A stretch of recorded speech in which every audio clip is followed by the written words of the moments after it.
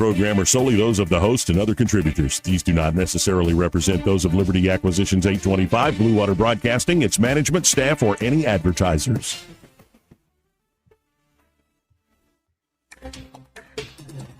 It's time for Montgomery's Conversational Radio Show. It's news and views on News Talk 93.1 FM.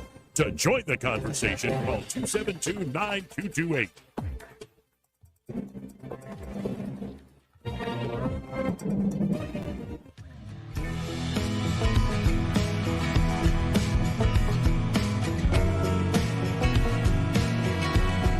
After damning politicians uphill and down dale for many years as rogues, vagabonds, frauds, and scoundrels, I sometimes suspected, like everyone else, I often expect too much of them. Joey Clark.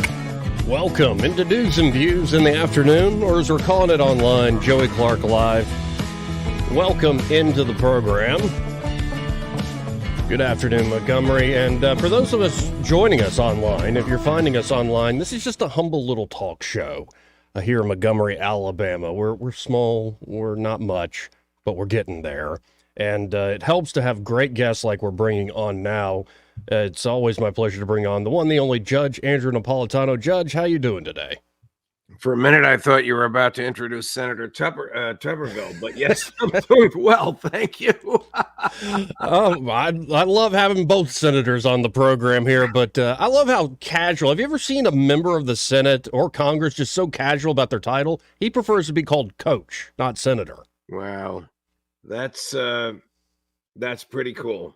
Yeah, pretty cool. He would probably tell you that it took a lot more, and I say this with great respect for him, it took a lot more effort and perspiration to achieve the title of coach than to achieve the title of senator. Oh, absolutely. And some folks try to knock him during the campaign of he's just a football coach. I'm like, you try running a competitive program in the Southeastern Conference. You try to recruit with parents. Like, that's a heck of a job. You got to be at least a bit clever. So there's so much to get to today. I don't want to spend much time on this because it's happening by the minute. But where are we with the Trump legal matters? In particular, this trial is ongoing there in New York City. But I believe there's also stuff that's come out regarding the documents case. But from what you're seeing, what's going on with Trump and his legal issues?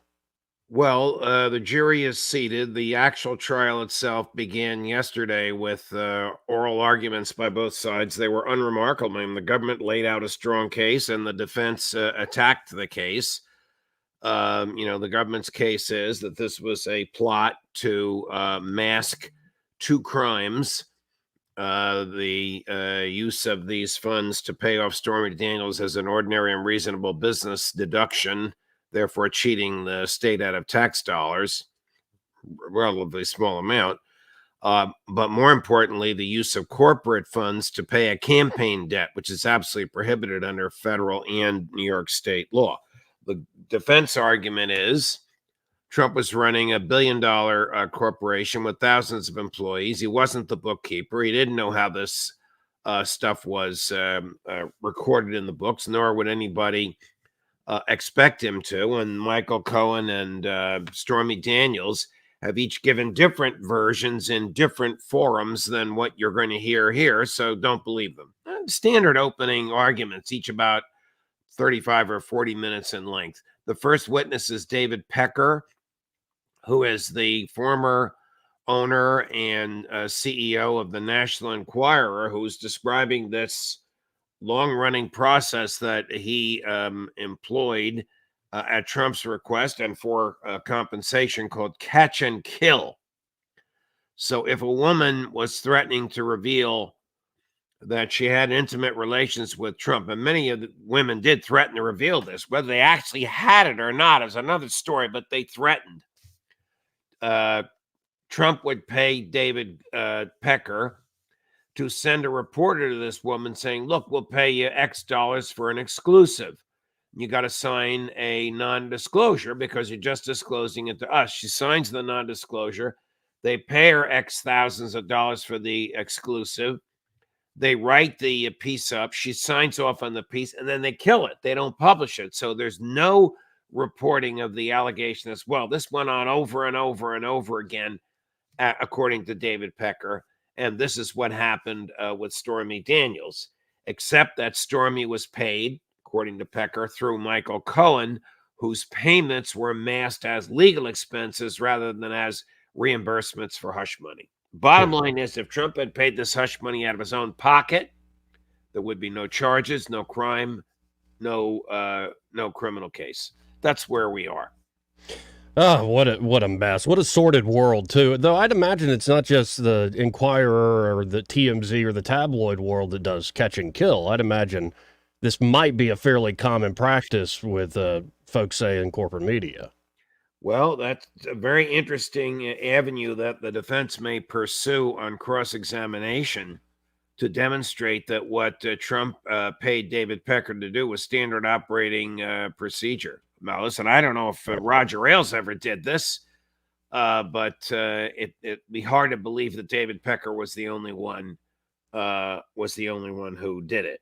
On the Trump documents case, in an ordinary filing in opposition to one of the defense motions, the government revealed that they have a witness that they didn't identify who was still employed by Trump, who was the interface between Trump, the Trump Organization, and the National Archives. Right. And the National Archives begged Trump to return these documents. This employee begged Trump to return the documents. And instead of returning them, he moved them to a more secure area where the employee couldn't get his hands on them. Now, is this news? Well, it is news because it helps reinforce the government's argument that there was intent, that Trump knew exactly what he was doing. That's the news on these two cases. A guy immolated himself outside the courthouse on Friday afternoon. This was just, you can't make this stuff up. And the things he said before he died were absurd. Joe Biden and Donald Trump are on the same team. They're both trying to turn the country into a fascist state. And by the way, and this is the most absurd thing he said, and one of the more absurd things I've ever heard. The New York City school system is a front for the mafia. What? Yeah, I mean, this is just crazy. And then he put so much lighter fluid on himself. The flames were so large and so hot that the police and the fire department couldn't even get to him in a quick period of time to save him. And he died a few hours later. Yeah, I only saw one video. I'm glad I didn't see others. When it was happening live, we went to it on Fox, and you have to be disturbed, to put it mildly, to go out that way. I can't imagine a worse way to go. And it seems like these events are bringing out the crazies more and more, which is always unfortunate. But I haven't been down there. I understand downtown, and I understand it's a circus-like atmosphere, and I will go down. This is going to go on for 6 to 8 weeks, but I haven't seen it yet. Well, we'll see where all this goes. I just wanted to, take your temperature, get the pulse of what's going on with those cases. Now, and a big conversation was started with a conversation between Joe Rogan and Tucker Carlson, and they said a lot of different things. Before I get to the serious one, I don't think I've ever asked you, what do you, in your humble opinion, think of all these UFO, UAPs that have now been actually put out by the government? What do you make of this phenomenon we see out there? Well, I am so skeptical of everything government does that for many years I've believed there are UFOs and the government just doesn't want us to know about them. There may very well be some natural phenomenon explanation to them, or there may be life somewhere else that we don't know about. But what the government can't explain, it fears. And so it'll hide and lie. I would like to have heard Joe and Tucker talk about this. I suspect that they probably agree with me. Oh, they agree on that front, but then they got into what is this exactly? Tucker was like, this is the sort of stuff Ezekiel might have seen. And I'm like, well, that's a take. Then Rogan was talking about interdimensional beings and who knows, or maybe it could be just technology the government has that hasn't been revealed. But it's one of the more fascinating stories that we still don't have answers to, but there is now pretty credible witnesses and pretty credible video out there that it shows something that we can't explain. So I don't think that conversation is over anytime soon. The other one that came up, and this is what really set off the right-wing commentariat, is Tucker talking about how dropping the bombs on Hiroshima and Nagasaki were evil. And Tucker saying, I, in my side, defended this for years. It's evil what happened there. I've heard you make mention of this in our conversations, and I've had listeners go, what does the judge mean? So for folks who are used to the normal narrative that this was necessary to save millions of American lives, why actually was this unnecessary? Why was this an evil act, dropping those bombs? Well, it was an act of mass murder. It was a war crime. It was the targeting of civilians. Didn't target the military, number one. Number two, if you're Catholic, you should be particularly offended because they aimed for a Catholic basilica. They missed the basilica, landed in the parking lot, but you're talking about nuclear weapons. It doesn't matter if you're a few hundred yards off. Number three, Japan was within days of surrendering anyway.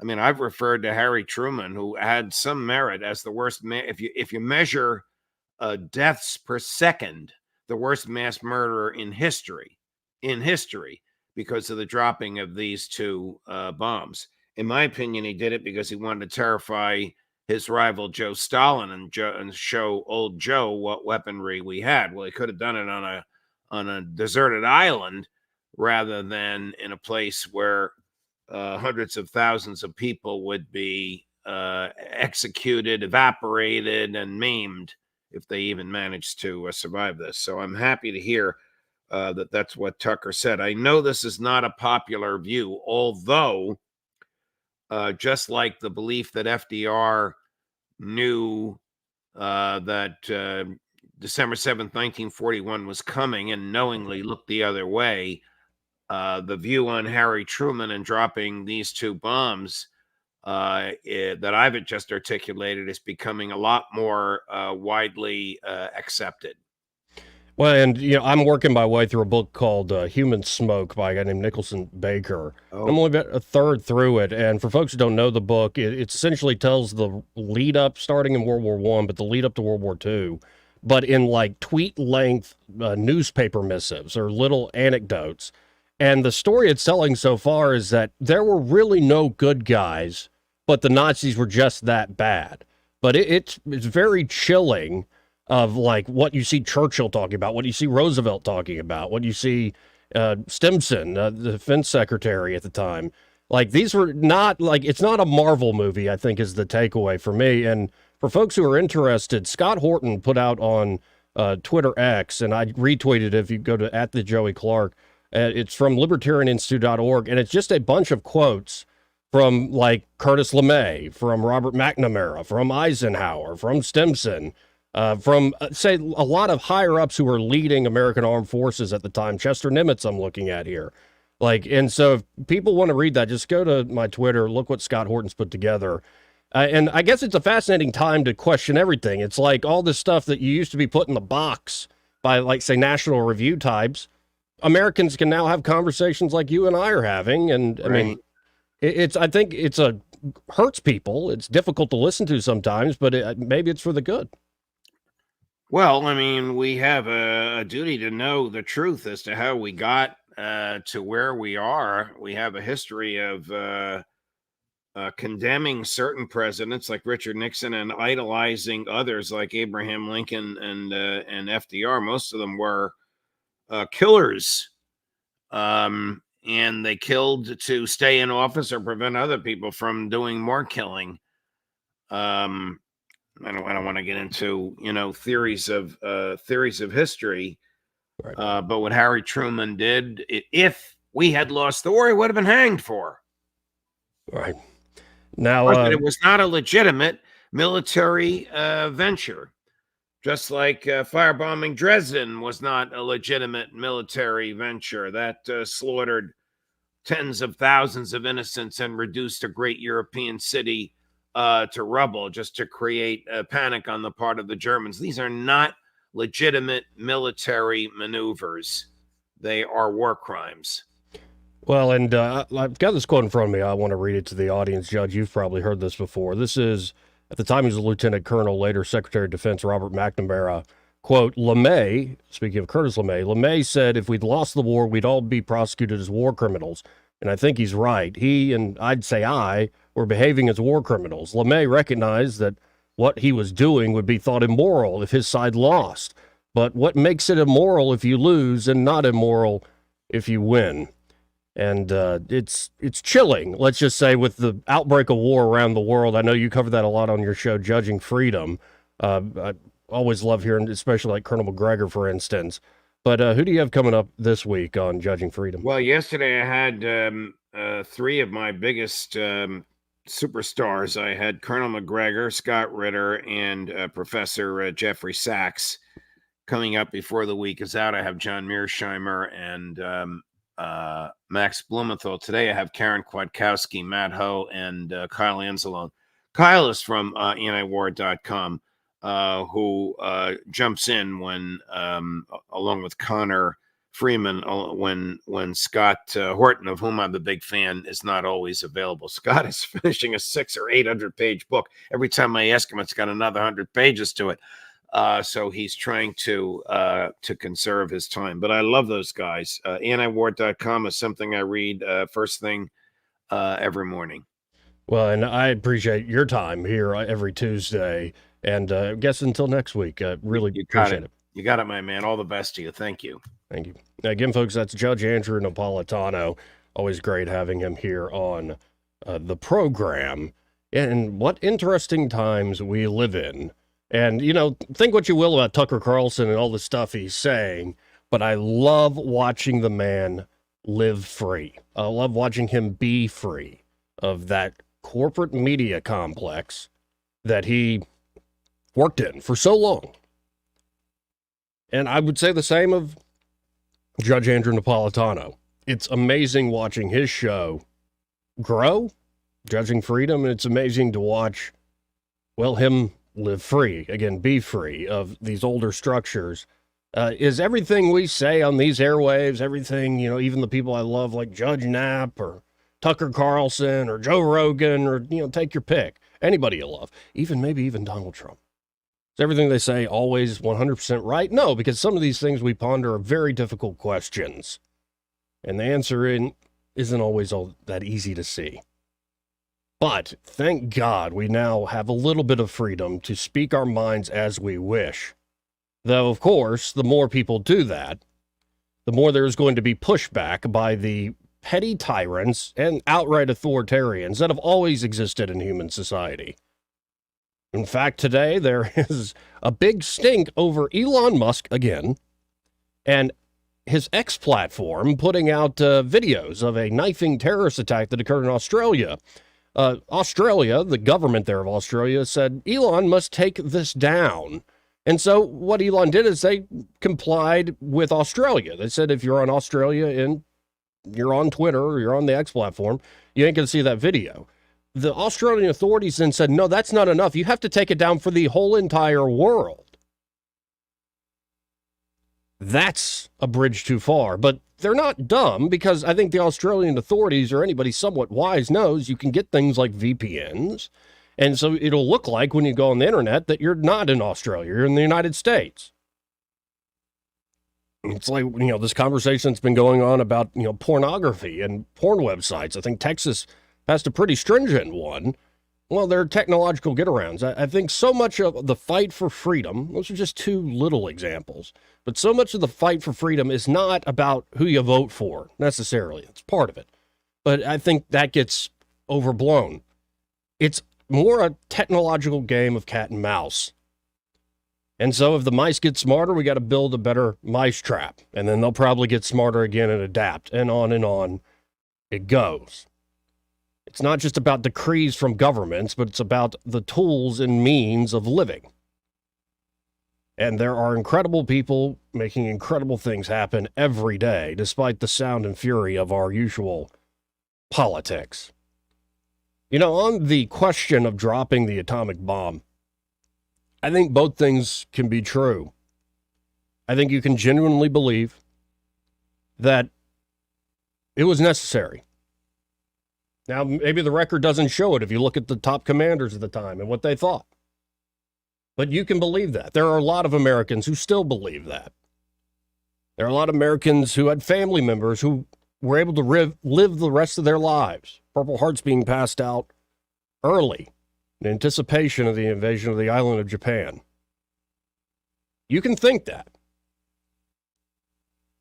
But does it not still somewhat trouble that inner voice, your conscience, when you think about people praying at a church and the bomb goes off 300 yards away? And you could point to all the awful atrocities committed by the Japanese, committed by the Nazis. The point is, even if you're the victor in the war, and you better be, you don't get out cost-free.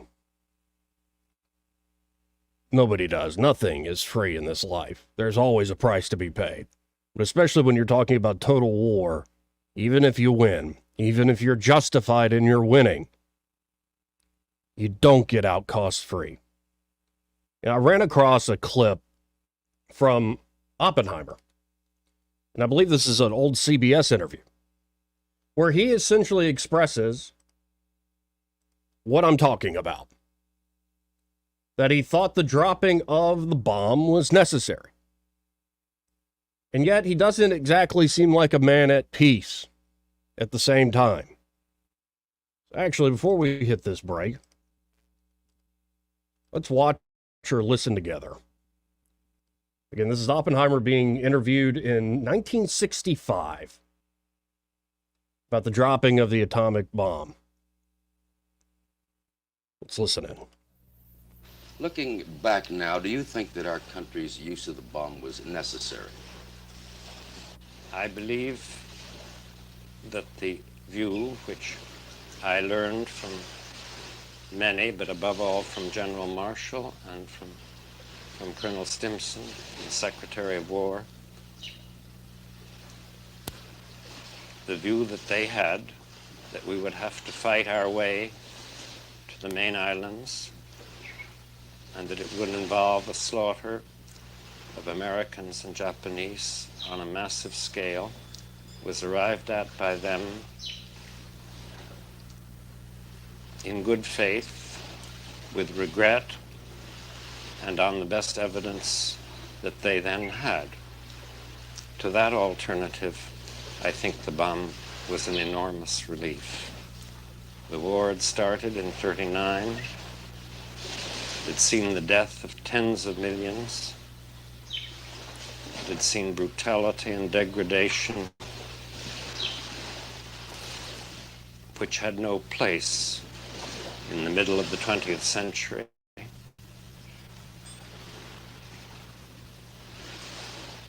And the ending of the war by this means,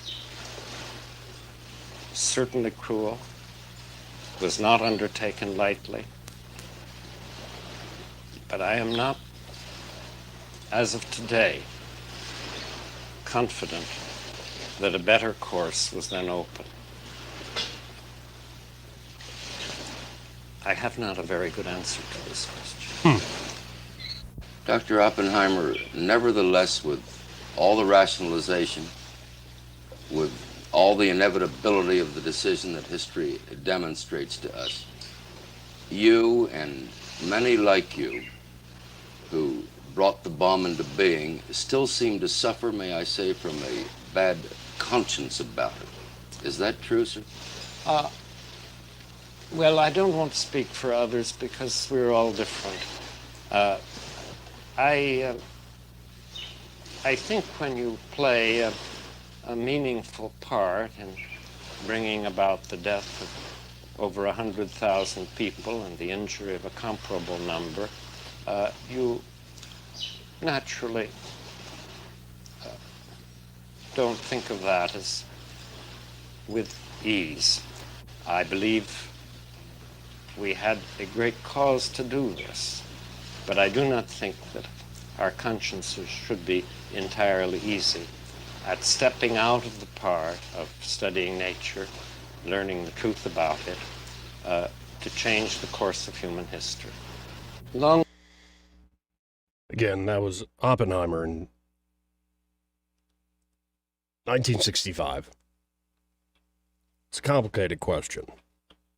And though I'm glad the question and the debate is raging, and I truly am, when you look at the level of debate sometimes, and you look at how everybody rallies behind their team, sometimes I worry there's not a lot of nuanced thinking going on. But the part that chills me the most about that is when you realize, when the men who made those decisions realize this is what we're going to do, that they start thinking, well, it was inevitable.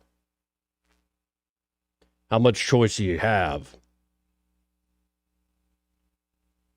Careful with that thinking. Because when awful, destructive acts seem inevitable, well, that's what's going to happen. Doesn't have to be too truly self-fulfilling. That said, cheer up, everybody. We'll be right back. Want to carry News Talk in your pocket? Download the News Talk 93.1 app from the App Store. Available on iPhone and Android. Never miss a moment. Download now. Make 2024 the year you break away from the chain stores and join us here at Adams Drugs. We value your business and want to provide you the best customer service at the lowest possible price. We've been serving up excellent customer service here in the River region for over 62 years. I made the swap to Adams Drugs and I couldn't be happier. Having a job and then getting 3 kids to all of their activities keeps me busy. I don't have an hour to waste waiting on a prescription. At Adams, they know me and my family. I get in and out in minutes, and when I can't get by Adams, they'll bring the prescription right to my door. What are you waiting for? Come in to Adams Drugs and let us earn your business. Our friendly and personal staff will talk with you and answer any questions you may have about your prescriptions. Your satisfaction is our #1 goal. Visit us at adamsdrugs.net for the location nearest to you. Adams Drugs is your local independent Health Mart pharmacy. Health Mart, taking the time to listen and care. Wesley Financial Group is not a law firm. This story is called The Ugly Truth About Timeshare. If you think you've done your family a favor by buying a timeshare, you need my help. Hello, I'm Chuck McDowell, founder of Wesley Financial Group. 10 years ago, I started helping folks cancel their timeshare. And in the process, started what's now called the timeshare cancellation industry. The ugly truth is when you buy a timeshare, you can't tell me how much it's going to cost or when it's going to end. I recently helped a couple that had their maintenance fees go from $800 to $3,200 a year. They also received a $4,000 assessment for a hurricane that was over 1,000 miles away. Sound crazy? The crazy thing is, this never ends. Call my office now. If we take you as a client, I guarantee we'll cancel your timeshare or you'll pay nothing. Call for your free information kit. Call 800-462-3333. That's 800-462-3333. 800-462-3333. For too long, Alabama's statewide news companies have shamed us for our conservative Christian values.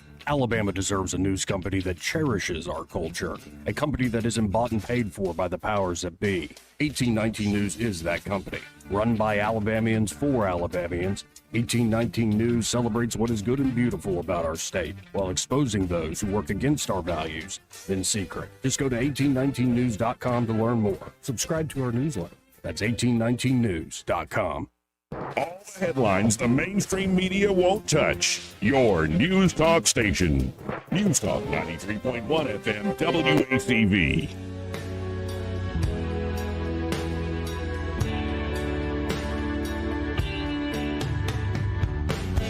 Joey Clark. Welcome back to News and Views in the afternoon, or as we're calling it online now, Joey Clark Live. You can always go to YouTube, Joey Clark Live on YouTube, like and subscribe. That's the name of the channel. Or at the Joey Clark on the X platform, or feel free to watch on Facebook or something like that. You know, this part of the show is brought to you by Dylan Rings. Josh and Leslie Wright are doing amazing work over there. And right now I'm looking at Dylan Rings' Instagram page. And so I'm looking at some samples of what they have, in particular these diamond cross pendants. Absolutely stunning. And so you can elevate your style with timeless elegance. They really are stunning. These are beautiful crosses, diamond encrusted, but different styles of crosses. Can be worn as a pendant a symbol of your faith and your sophistication. Whether worn solo for a touch of sparkle or layered for a statement look, these radiant pieces can add a divine touch to any ensemble. Discover your perfect piece today there at Dylan Rings. And of course, they have this great selection there, like these. Wow, that's amazing. The handiwork on that when you zoom in. Truly remarkable detail. They can offer you selection like this, or of course, they can do custom design work for you, or repairs, appraisals. They do it all there at Dylan Rings. They are a full service jewelry shop. Don't forget spa treatments too. Your jewelry needs to be clean, just like you. So check them out today. You can always go, again, to DylanRings.com or look them up on the Book of Faces or Instagram. But I encourage you to stop by their showroom, 119 Brown Springs Road, right here in Montgomery, just off of Atlanta Highway. And be sure to tell Josh and Leslie Ryder that Joey, that fellow on the radio, sent you. Tell you a little more about Dylan Rings a bit later in the show. You know, that book I was mentioning to Judge Napolitano, Human Smoke, one of the early anecdotes is Eleanor Roosevelt. Eleanor Roosevelt writing a letter to her friend, or making mention of something to a friend, saying, I have to go to this party later tonight. I don't want to go to one of these parties, though. I think she says, I'd rather be hung than go to this party. Then she finishes off, why would you rather be hung dead than go to a party like this? She's too many Jews. As we're seeing what's happening on American college campuses, Americans, in my humble opinion, have every right to assemble and protest, and to be pretty obnoxious, even ugly and evil in their speech. But when it starts to get to a point when it's not just a protest saying rowdy, nasty, yes, evil things, it rises to the level of you are blocking entrances. You're threatening people's lives.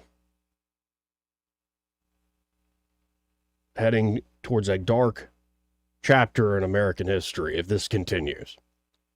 And today you have both senators here in Alabama speaking up about this, both Tuberville and Britt condemning what is happening, especially what we're seeing coming out of Columbia.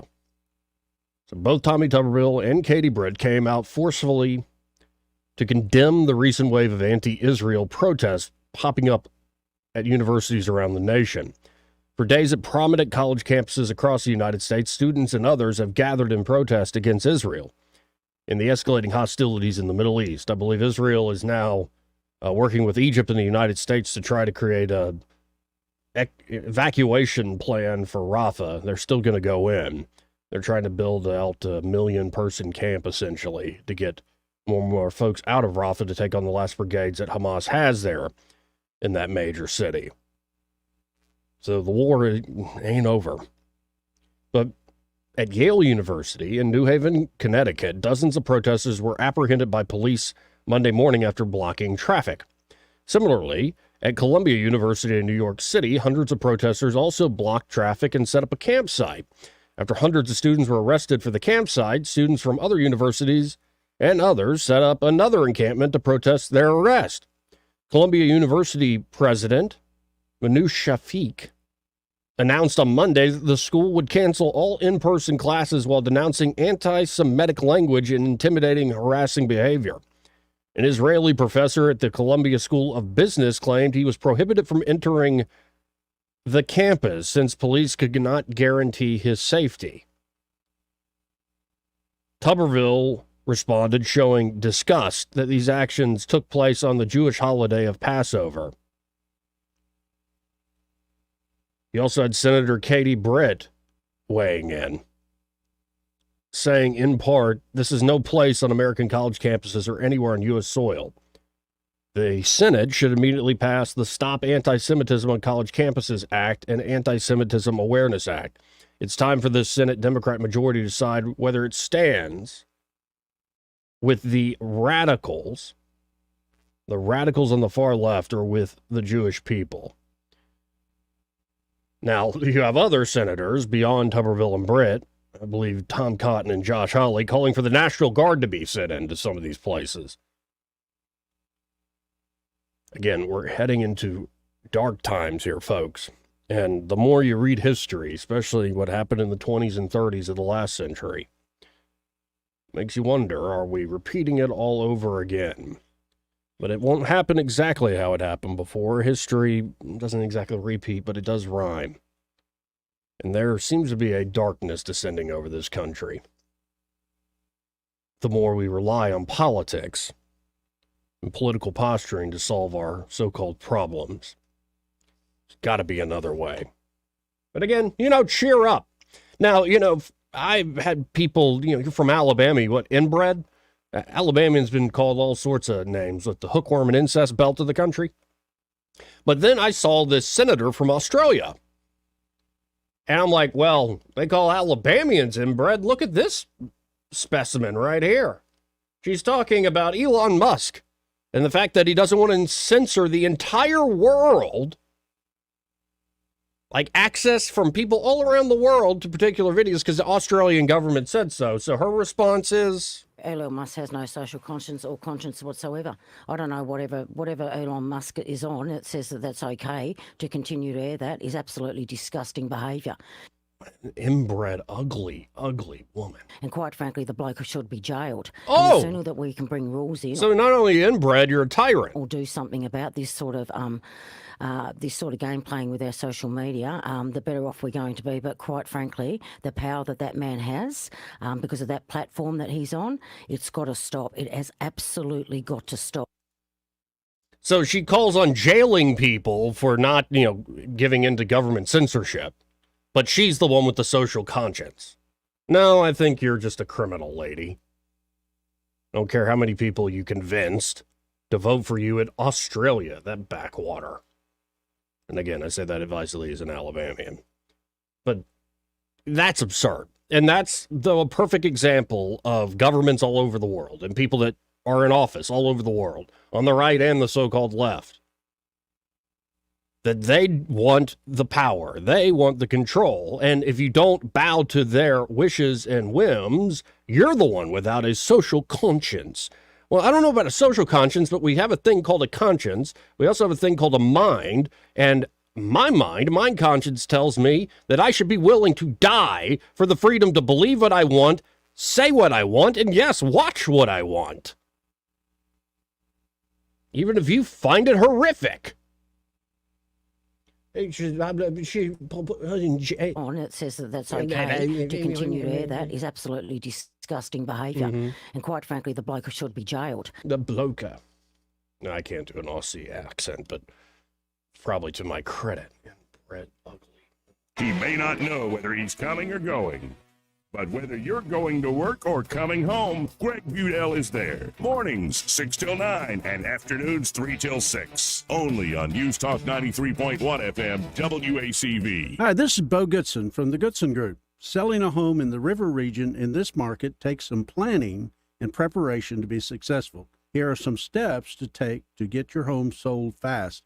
Remember the 5 P's. Prepare the home, fresh coat of paint inside and out, and complete any repairs needed. Professionally clean the home. A deep cleaning of floors, cabinets, windows, and blinds will leave a great impression for future buyers. Provide a home warranty for the buyer to give the buyer peace of mind after the closing.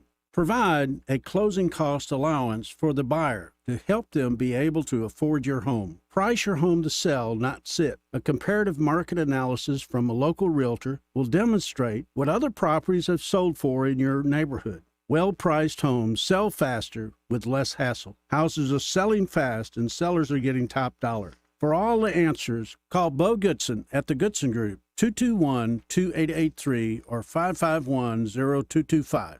This is your roving reporter, and today I am talking with an elk. Hey man. Mr. Elk, I was just wondering, what do elk do to take care of their money? Well, like most smart folks, we call David Ernest. You mean Alabama's most favorite asset preservationist? That's him, man. We call him up at 334-279-7431 or 205-479-0839. I see. Yes, he is our preferred money man. The money man with the money plan. You've been paying attention. Well, could you give us those numbers one more time? 334-279-7431 or 205-479-0839. And I just want to try to give you a heads up, man. Oh, what's that? I'm not an elk. Not an elk, huh? Well, then, pray tell, what are you? Knights of Columbus. I am not even going to make a comment. Well, the baby liked it. Gigi's Cupcakes, over 13 years in the River region, has moved to Pepper Tree Shopping Center inside Chappie's Deli Pepper Tree. Enjoy your favorite treats, cupcakes, mini cupcakes, macarons, and cheesecakes. See you at Gigi's and Pepper Tree. Hi, this is Carol Kennedy with Camo Country, and we've been advertising with Blue Water Broadcasting for many years, and we appreciate Blue Water Broadcasting helping promote Camo Country. Radio reaches over 90% of everyone in the River region. Shouldn't your ads be out there where your customers are? Call us to find out more. Blue Water Broadcasting. Local folks helping local business. With the Wall Street Business Report, I'm Rich Thomason. A report by the American Chamber of Commerce in China says that simmering tensions between Beijing and Washington remain the top worry for U.S. companies operating in China. The survey of American firms finds inconsistent and unclear policies and enforcement, rising labor expenses, and data security issues are other leading concerns. Wall Street opened modestly higher this morning, the markets preparing to digest another heavy slate of corporate earnings. General Motors rose 4.2% after the automaker reported that first quarter net income rose more than 25% on strong deliveries of pickup trucks and other higher profit vehicles. JetBlue shares tumbled more than 10% after the airline posted another decline in sales and lowered its revenue outlook for the year. About a third of the companies in the S&P scheduled to report earnings this week. For the Wall Street Business Report, I'm Rich Thomason. Rich Thomas Weather, a service of Riverside Chevrolet Wetumpka. If it's Chevy, it's Riverside. Best price, best selection. Check them out on the web at riversideusa.net. Hi, everybody. The cool days and nights are fading. Let the warm-up begin. We've got a nice string of days ahead. Sunshine, a little warmer today with a high temperature up to about 77. Clear skies, not as cold tonight. Overnight low temperature down to about 50. I think we're near 80 on Wednesday. Low 80s Thursday with more sun. Back to the middle 80s Friday and Saturday, still dry and mostly sunny. And not much change on Sunday. From the Blue Water Weather Center, this is Rich Thomas. At ASE Credit Union, financing your next adventure is easier than ever with rates as low as 5.25%. Apply online or visit your local branch today. Federally insured by the NCUA, Equal Opportunity Lender. ASE Credit Union, your life, your goals, your ASE. Hey guys, this is Todd Clark with River Region Contracting, your premier roofing contractor in Central Alabama. So remember the name, River Region Contracting, for all your roofing needs. We're not affiliated with any other roofing company in the River Region. We've been in the roofing business since 2005. We don't have to buy our leads, and we don't have to knock on doors when the storms come around. We have thousands of satisfied customers throughout Central Alabama. So call us at 334-356-8635. That's 334-356-8635. We get Montgomery talking 24 hours a day. The River Region's most trusted voice. News Talk 93.1 FM, WACV.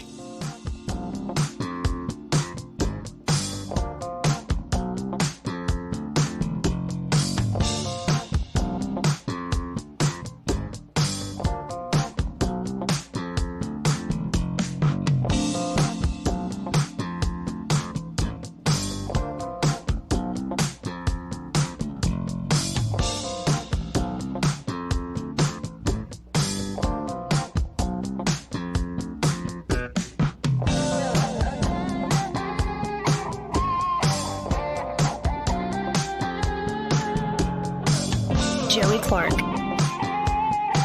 Welcome back to News and Views in the afternoon, or as we're calling it online, Joey Clark Live. You can watch the show and like all these video clips we play.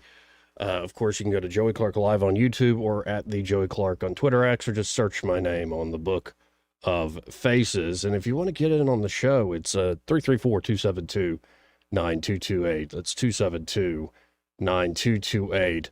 Now, apparently, there, and this is a top story at 1819 News, Limestone Correctional Warden and wife, and they look the part, like right out of central casting of what a Limestone County warden and wife would look like, folks. Well, they've been arrested for manufacturing psilocybin mushrooms at home. Now, I'll admit in full disclosure, when I was in college, we did that, but we weren't like manufacturing them to go sell it all around Auburn. It was like, no, let's get the spores for research purposes and let's, slowly use them ourselves. And it took several months. So I'm wondering, what did they do to manufacture? But apparently the guy's name, the warden, is Chadwick Crabtree. His wife, Melissa, been arrested and charged with manufacturing psilocybin mushrooms on Friday. The Alabama Department of Corrections, Law Enforcement Services Division, ALEA, SWAT, and Limestone County Sheriff's Office executed a search and arrest warrants at the Crabtree home. According to ADOC, both were taken into custody without incident, transported to the Limestone County Jail. They were charged with unlawful possession of marijuana, unlawful possession of a controlled substance, manufacturing of a controlled substance, and possession of drug paraphernalia. Court documents list psilocybin mushrooms as the drugs the Crabtrees are accused of manufacturing. Crabtree has been placed on mandatory leave, without pay, no kidding. LESD agents also executed a search warrant for Crabtree's office at Limestone. The investigation is ongoing. I want to know, were these just like some hippies that were, the warden's got a past and he likes psychedelics and they were doing it for self-use, or were they like pumping them into prisoners or something like that? I want to know how weird this story gets, because this is just a brief write-up, and I appreciate Craig Monger doing that, but it's their lead story, and I think it's because it's so bizarre. You're the warden there, and all of a sudden you get caught for psychedelics. I don't know. I think the game is changing on psychedelics, folks. More and more people using them for therapy the right way. I maintain that, these things were being studied before the war, before World War II, and even studied after the war. And the whole counterculture hippie thing, it became like Timothy Leary. It became like, oh, this is a way for us to go, we're not like those people.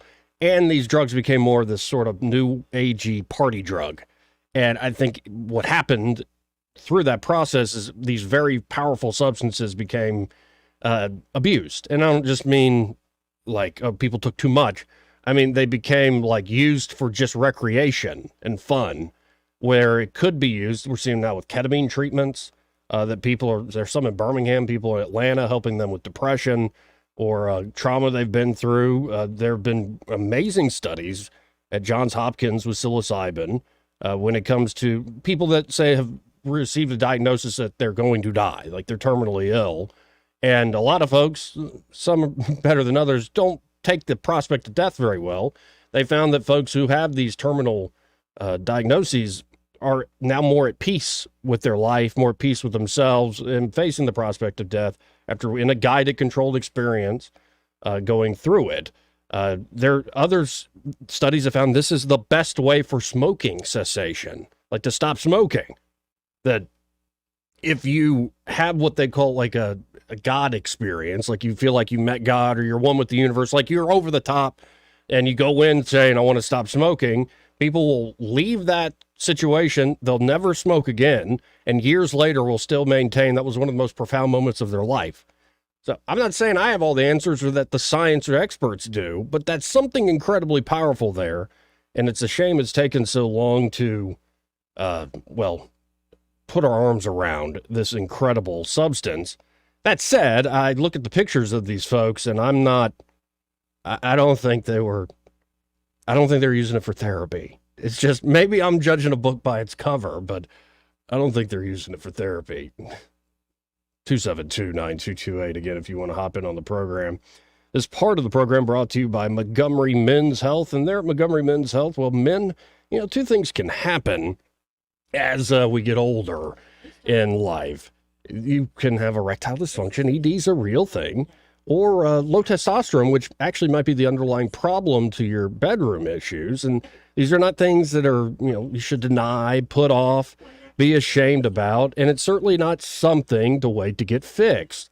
Yeah, guys hate going to the doctor, but Montgomery Men's Health was created to take care of guys just like us.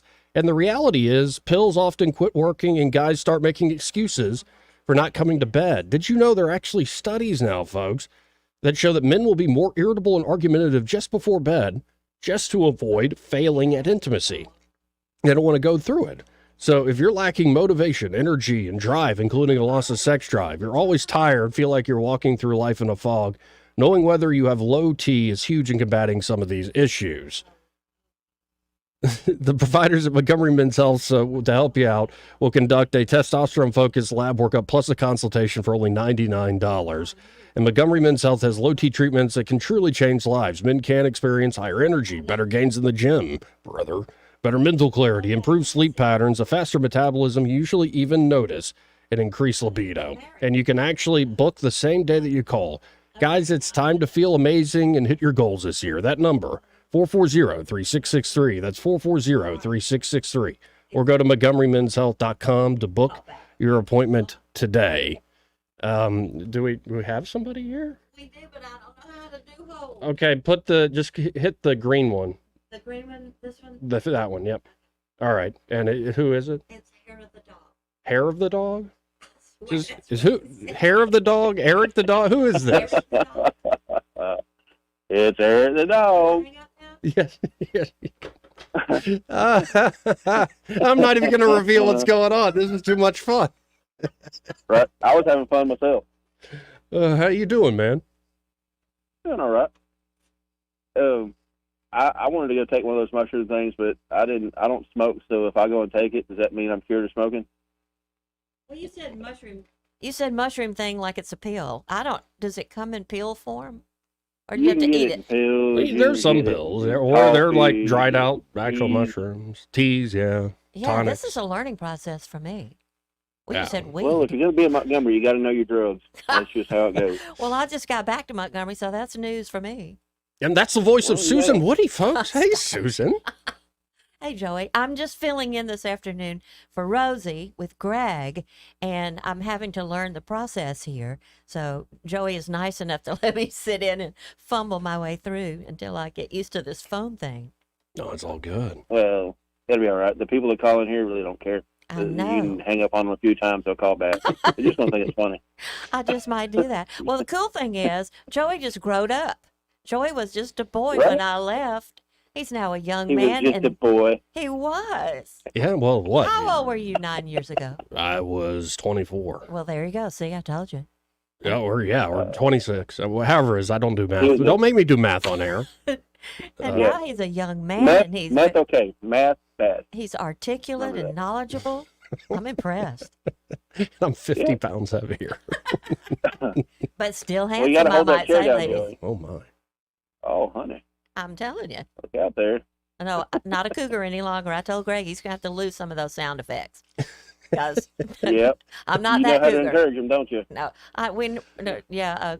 we're looking for an old cougar now. If you can find an old cougar sound effect, like that might work. Oh, you Or mean just one of those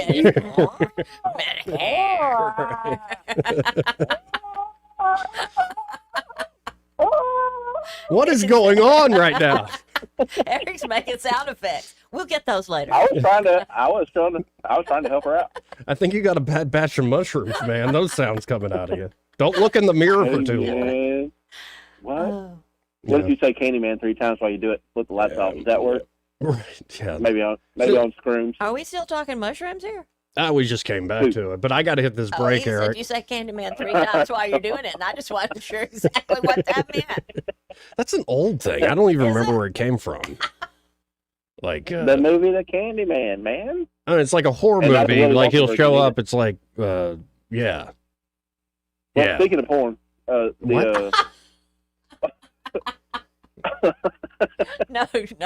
That takes me right Never back to mind. Greg. Classy porn.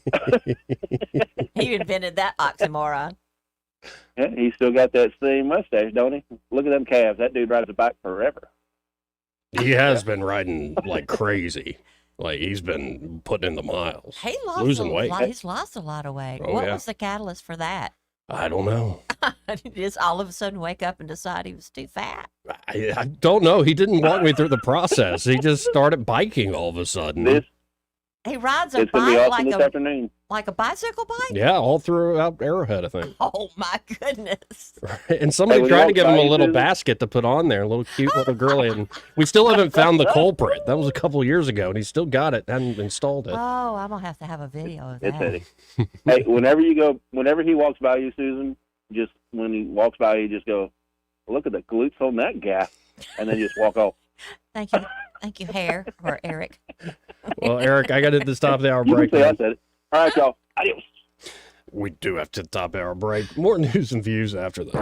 Broadcasting from the Riverside Chevrolet Master Control Center, this is WACV Cusana, News Talk 93.1 FM. When it's Chevy, it's Riverside. With SRN News, I'm John Scott. Day 2 of testimony in the criminal trial of former President Donald Trump in New York. Entering the courthouse, Mr. Trump blasted the pro-Palestinian students participating in campus protests over the Israel-Palestinian war. An Arizona judge has declared a mistrial in the case of a rancher accused of fatally shooting a Mexican man on his property near the U.S.-Mexico border. Jurors could not reach a consensus on last year's fatal shooting. 75-year-old George Allen Kelly had been charged with second-degree murder. In health news, a West Virginia hospital confirmed the first known case of measles in the state since 2009. On Wall Street, the Dow had 275 points, the Nasdaq up 233. This is SRN News. Honey, it's our favorite leaf filter trusted pro, Matt. Matt, come in, come in. Hi, Mrs. Sparks. You wanted me to stop by? Is everything okay with your leaf filter gutter protection system? Okay. Of course, silly. We wanted you to stop by for dinner as our way of thanking you. Yes, to thank you for that free gutter inspection, the free estimate, and what was the other thing? That lifetime guarantee. Well, Mr. and Mrs. Sparks, those are just Leaf Filter's policies. Everyone who calls Leaf Filter gets a trusted pro to come out for a free gutter inspection and estimate. And every Leaf Filter installation comes with a lifetime guarantee. So it's not just us? No, sir. We don't want anyone to worry about clogged gutters ever again. You mean everyone gets this level of service? Everyone. They just need to visit leaffilter.com/gold to schedule their free inspection. Okay, but you must be starving. You work so hard. Ready to love your gutter protection as much as we do? Visit leaffilter.com/gold and get up to 30% off today. See representative for warranty details. Promotion is 20% off plus a 10% senior or military discount. One discount per household. Weather is brought to you by the Johnny Adams Law Firm. I'm Johnny Adams with the Johnny Adams Law Firm, Alabama's personal injury law firm. Wishing you a fabulous day and a blessed evening. Stay weather alert. Hi, everybody. The cool days and nights are fading. Let the warm-up begin. We've got a nice string of days ahead. Sunshine, a little warmer today with a high temperature up to about 77. Clear skies, not as cold tonight. Overnight low temperature down to about 50. I think we're near 80 on Wednesday. Low 80s Thursday with more sun. Back to the middle 80s Friday and Saturday, still dry and mostly sunny. And not much change on Sunday. From the Blue Water Weather Center, this is Rich Thomas.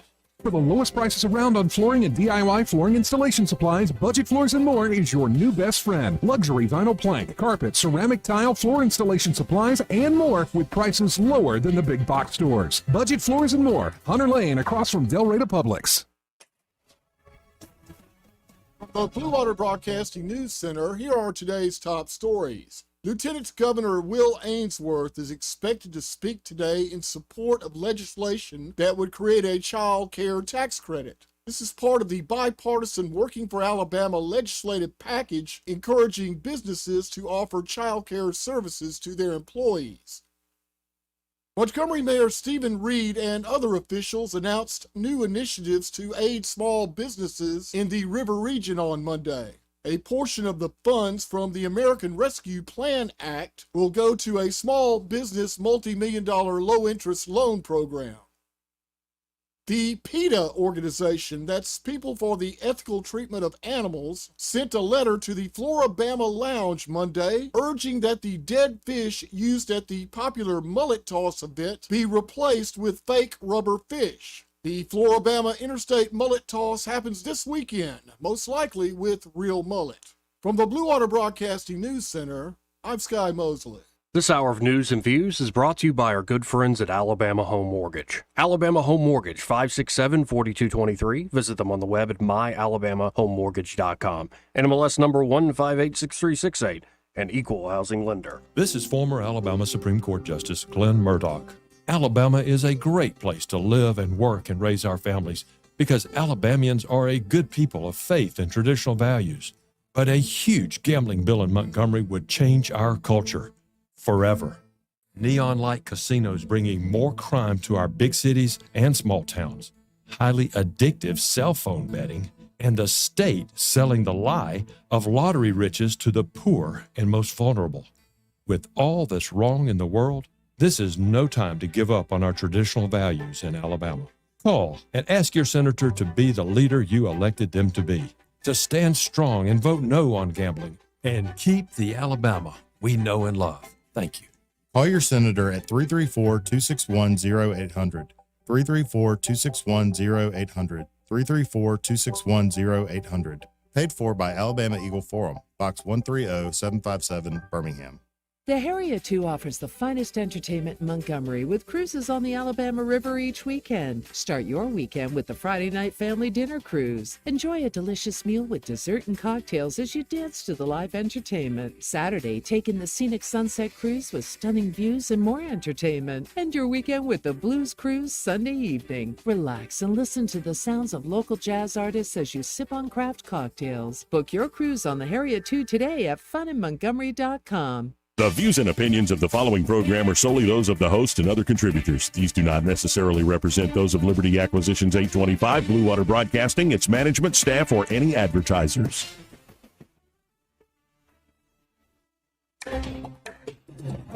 It's time for Montgomery's conversational radio show. It's news and views on News Talk 93.1 FM. To join the conversation, call 272-9228.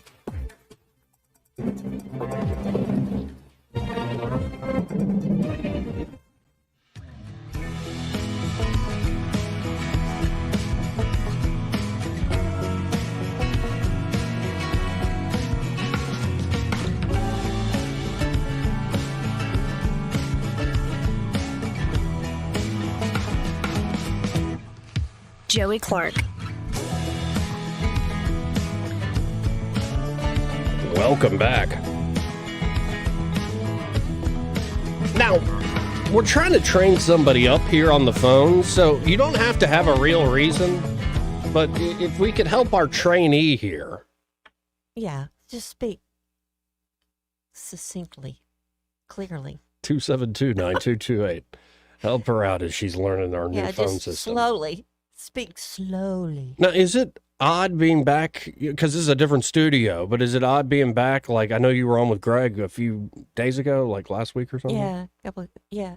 I really was a little hesitant to join him because he invited me to come sit in for a while when I first got back to Montgomery. And, I wasn't sure that we would even have a rapport. It's been 9 years since we were on the air together. Right. But he's still Greg. Oh, yeah. And it was still the most fun ever. So, yeah. So I'm going to do maybe Thursday morning or Friday morning, depending on when Rich is out. Awesome. Oh, the phone's ringing and I can answer it. Go for it. Go for it. We got Susan Woody in the studio. She's my trainee today. Of course, there's all sorts of headlines out there. IQs are apparently falling for the first time ever. IQs are falling for the first time ever. That is not a good sign, ladies and gentlemen. Let's go into that, because this is from the Daily Mail across the pond. America's fight to save handwriting from extinction as IQs begin to fall for the first time ever, and teachers warn some 20-year-olds can't sign checks anymore. Several U.S. states are trying to prevent handwriting from going extinct, increasingly swapping pen and paper for tablets and computers. And I admit, folks, I'm a bit more of a writer with my phone and on my computer, but there are times where it's like I just got to go back to pen and paper myself. But the U.S. government removed the skill of actual handwriting from core curriculum in 2010 due to claims it was time-consuming. and would not be useful in the age of technology, which meant schools could instead focus on typing classes. Handwriting is considered a fine motor skill that stimulates and challenges the brain, but with schools turning to technology instead, some teachers are complaining students can barely hold a pencil, but can swipe and double-click on their devices. Now, previous studies have revealed that IQ scores have dropped for the first time in a century, indicating that technology could be to blame. That, or the way we're using the technology, well, we'll see. Yeah, there is some truth to, like, the more we rely on machines, the more that we're going to, well, lose our own wits. We'll see where it goes, but let's go to Red Top. Hey, Red Top, how you doing? Good. That is a very interesting observation there about the handwriting, and you know, golly Moses, I agree, because manual dexterity has everything to do with intelligence and how you use your hands and focus and all that kind of stuff. That really helps with all that connections in your brain. I have a feeling somebody who didn't like left-handed people's writings has started all this stuff, so they wouldn't have to try to read what the hell we wrote it before.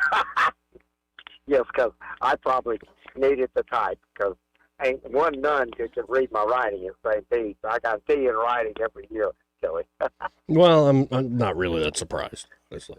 No, you know, I'm just left-handed.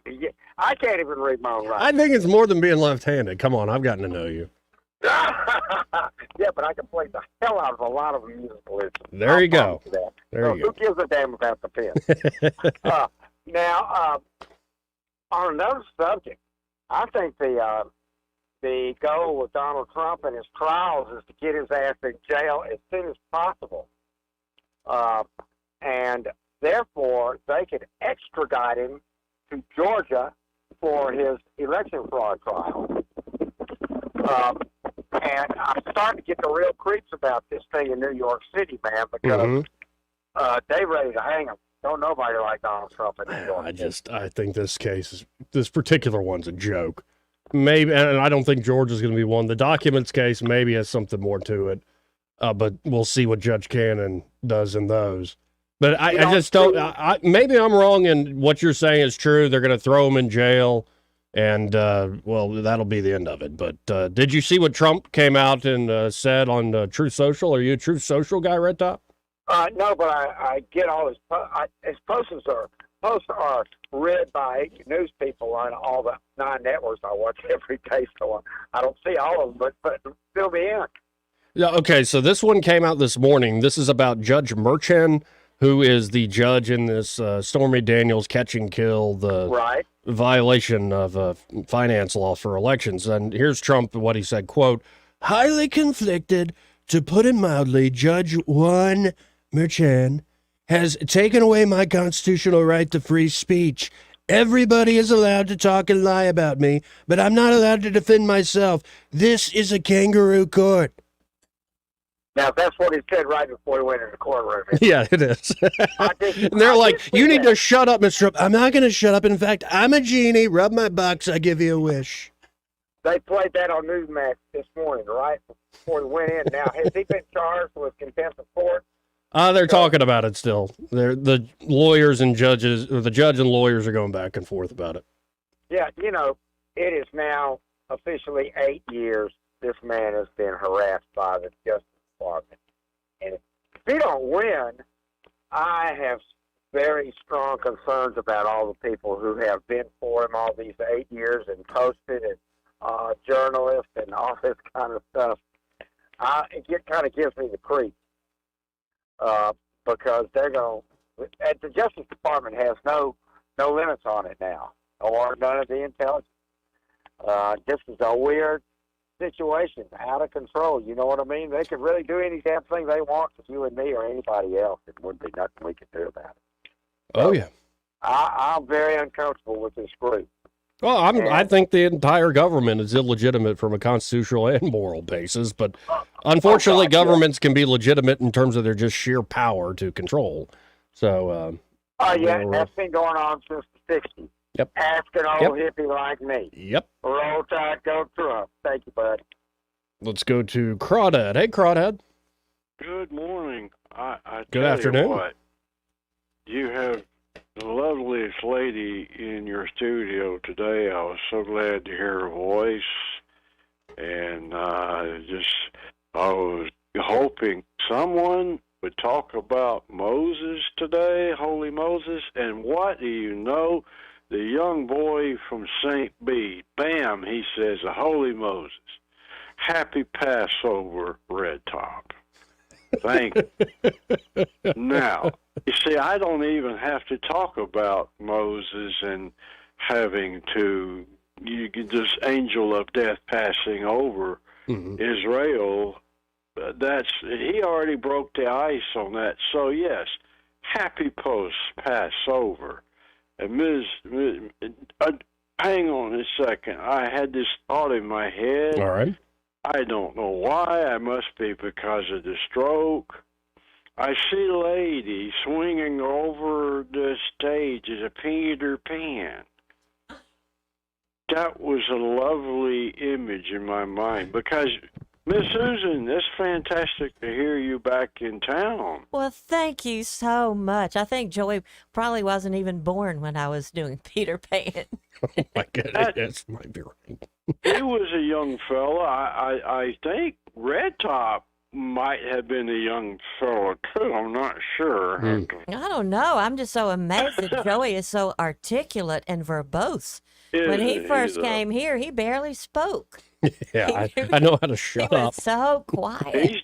And he has done very, very very He has. Yeah, I'm but wait till I impressed. start ranting, Susan. You're going to be like, oh, no. Like, Did he's, you learn that from Greg? yeah, man, just life. Just Miss life, Susan, be sure to have him show you pictures. He's brother, little baby, sweet baby, and now we have Uncle Joey in the studio. No. It's amazing. I know. And Grandma Moses here in the chair. So anyway, I'm going to sit here rambling on because I feel like I have already done today already when I talked to Eddie Bader and Joey and everybody else. All the days just run together, but yeah. So wait, Joey, did you go out and look at the moon yesterday? No, I did not. Did you not know about the lurid comets going around? The comets, you don't know about that either, do you? The lurid comment? Yes, Comets? sir. These things coincide again with high holy times. This is a warning. This is a warning. Pay attention to the Lord maker of all things, great and small, and do what he says, or you'll wind up like Red Top in trouble getting a switch. Well, Crawdad, you sound great, man, and great hearing from you.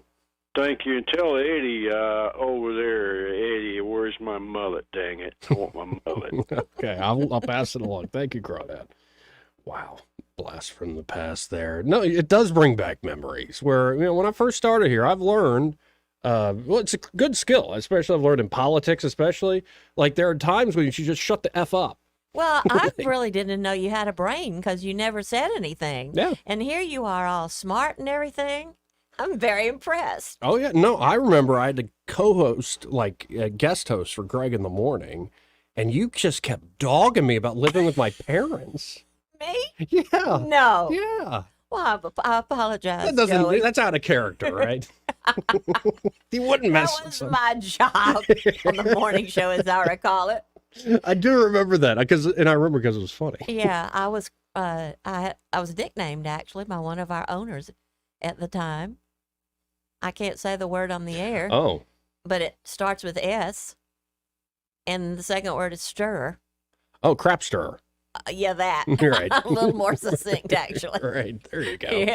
Yeah. I just stirred stuff up, but not anymore. Oh, you've turned over a new leaf. I am so calm now. I had a little hospital incident, little medical scare last summer, and as I'm lying there for a week thinking about life and how I almost lost it, right, I decided that the rest of whatever I have left on this earth is going to be calm and quiet and drama-free. Amen. I'm not sure I can do Greg show. Yeah, I was about to say. He may decide to get somebody else now. And now you're back to the scene of the crime. That's right. Here I got to hit this break. More news and views after this. Want to carry News Talk in your pocket? Download the News Talk 93.1 app from the App Store. Available on iPhone and Android. Never miss a moment. Download now. Honey, I got my bonus check today. That's great, sweetheart. Let's book that Hawaiian vacation right now. Actually, I was thinking more like an electrical upgrade for our house. What? It's not all that glamorous, but updating your home's electrical system is a great investment, enhancing its value and your safety. The panel and wiring in most older homes were not designed to meet modern demands. The experts at Crosby Electric can update your system to give you peace of mind. Sorry, honey, but I just want to feel safe in my own home. Faulty wiring and electrical equipment are among leading causes of most home fires. Crosby Electric will make sure your panel, meter, circuit breakers, and receptacles are up to date. I can just see us lying on the beach at Waikiki. And I can see us lying in our own bed, knowing we're safe. Okay, but next year... I'll dance the hula in a grass skirt. All right. Sleep well with no electrical worries. For a free home assessment, visit crosbyelectric.com. This is your roving reporter, and today I am talking with an elk. Hey man, Mr. Elk, I was just wondering, what do elk do to take care of their money? Well, like most smart folks, we call David Ernest. You mean Alabama's most favorite asset preservationist? That's him, man. We call him up at 334-279-7431 or 205-479-0839. I see. Yes, he is our preferred money man. The money man with the money plan. You've been paying attention. Well, could you give us those numbers one more time? 334-279-7431 or 205-479-0839. And I just want to try to give you a heads up, man. Oh, what's that? I'm not an elk. Not an elk, huh? Well, then, pray tell, what are you? Knights of Columbus. I am not even going to make a comment. Well, the baby liked it. Are you tired of the mainstream media's biased reporting? Do you want to stay informed on the news that really matters to you? Look no further than 1819 News. At 1819 News, we bring you the latest in Alabama news, politics, sports, culture, and more. We've assembled a team of journalists with Alabama values dedicated to the truth and the truth alone. Visit us at 1819news.com today. That's 1819news.com. Subscribe to our newsletter. Honest News, Alabama Values. This hour of news and views is brought to you by our good friends at Alabama Home Mortgage. Alabama Home Mortgage, 567-4223. Visit them on the web at myalabamahomemortgage.com. NMLS number 1586368. An equal housing lender. If it concerns your community, you'll hear about it on News Talk 93.1. News Talk 93.1 FM WACV.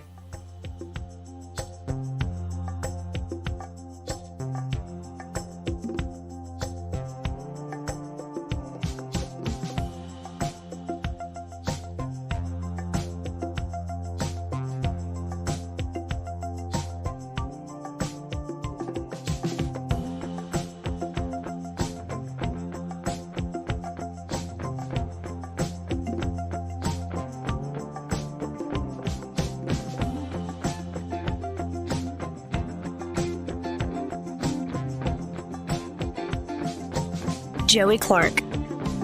Welcome back, folks. I'm Joey, and we have Susan here in the studio. We're training her up on the phone, so 272-9228 if you want to put her to work.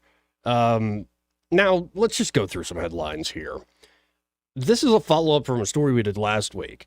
The story was Dubai had historic flooding after rainfall they had never, ever seen, and that was partly due to their cloud seeding. They were trying to manipulate the weather using cloud seeding techniques, and it gave them too much rain. We played those images, those videos from Dubai last week, and it doesn't look natural. It looks like, okay, we messed around with Mother Nature, and she's messing back. Well, now you're seeing pictures, comparable pictures, coming out of China. Show bridges collapses collapsing and homes underwater as once-in-a-century floods threaten 127 million people in China. It's in the Guangdong region. Never been there. You ever been there, Susan? Guangdong region, China? Guangdong? That's the name of it, Guangdong. I'm not making it up. It's like just to the southeast of Hunan. I guess you haven't been to Guangdong then. Okay. But the visual shows streets in the area filled with water as cars and roads are completely submerged. It shows a bridge collapsing, battered and collapsing, vicious river water. And this is, again, probably due to some of these cloud seeding methods. Like, these places want rain, and they're getting way, way too much of it.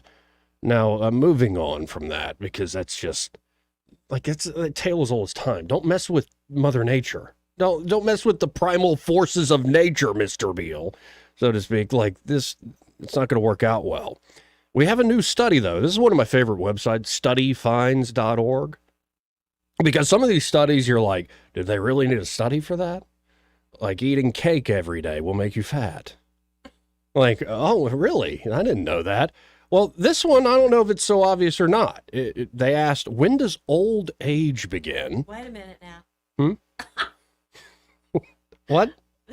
I didn't plan this. Oh, really? Well, I planned to talk about it, but not with you here. Really? Yeah. So all of a sudden you're going to bring up old age with me here? I prepared this for me. Okay. I didn't even know you were going to be here. Okay, Sonny, you go ahead. I'm glad Sonny. Well, that's one tell. But this is out of Berlin, so it's German doctors. Okay, and well, I researchers. can probably contribute to this discussion.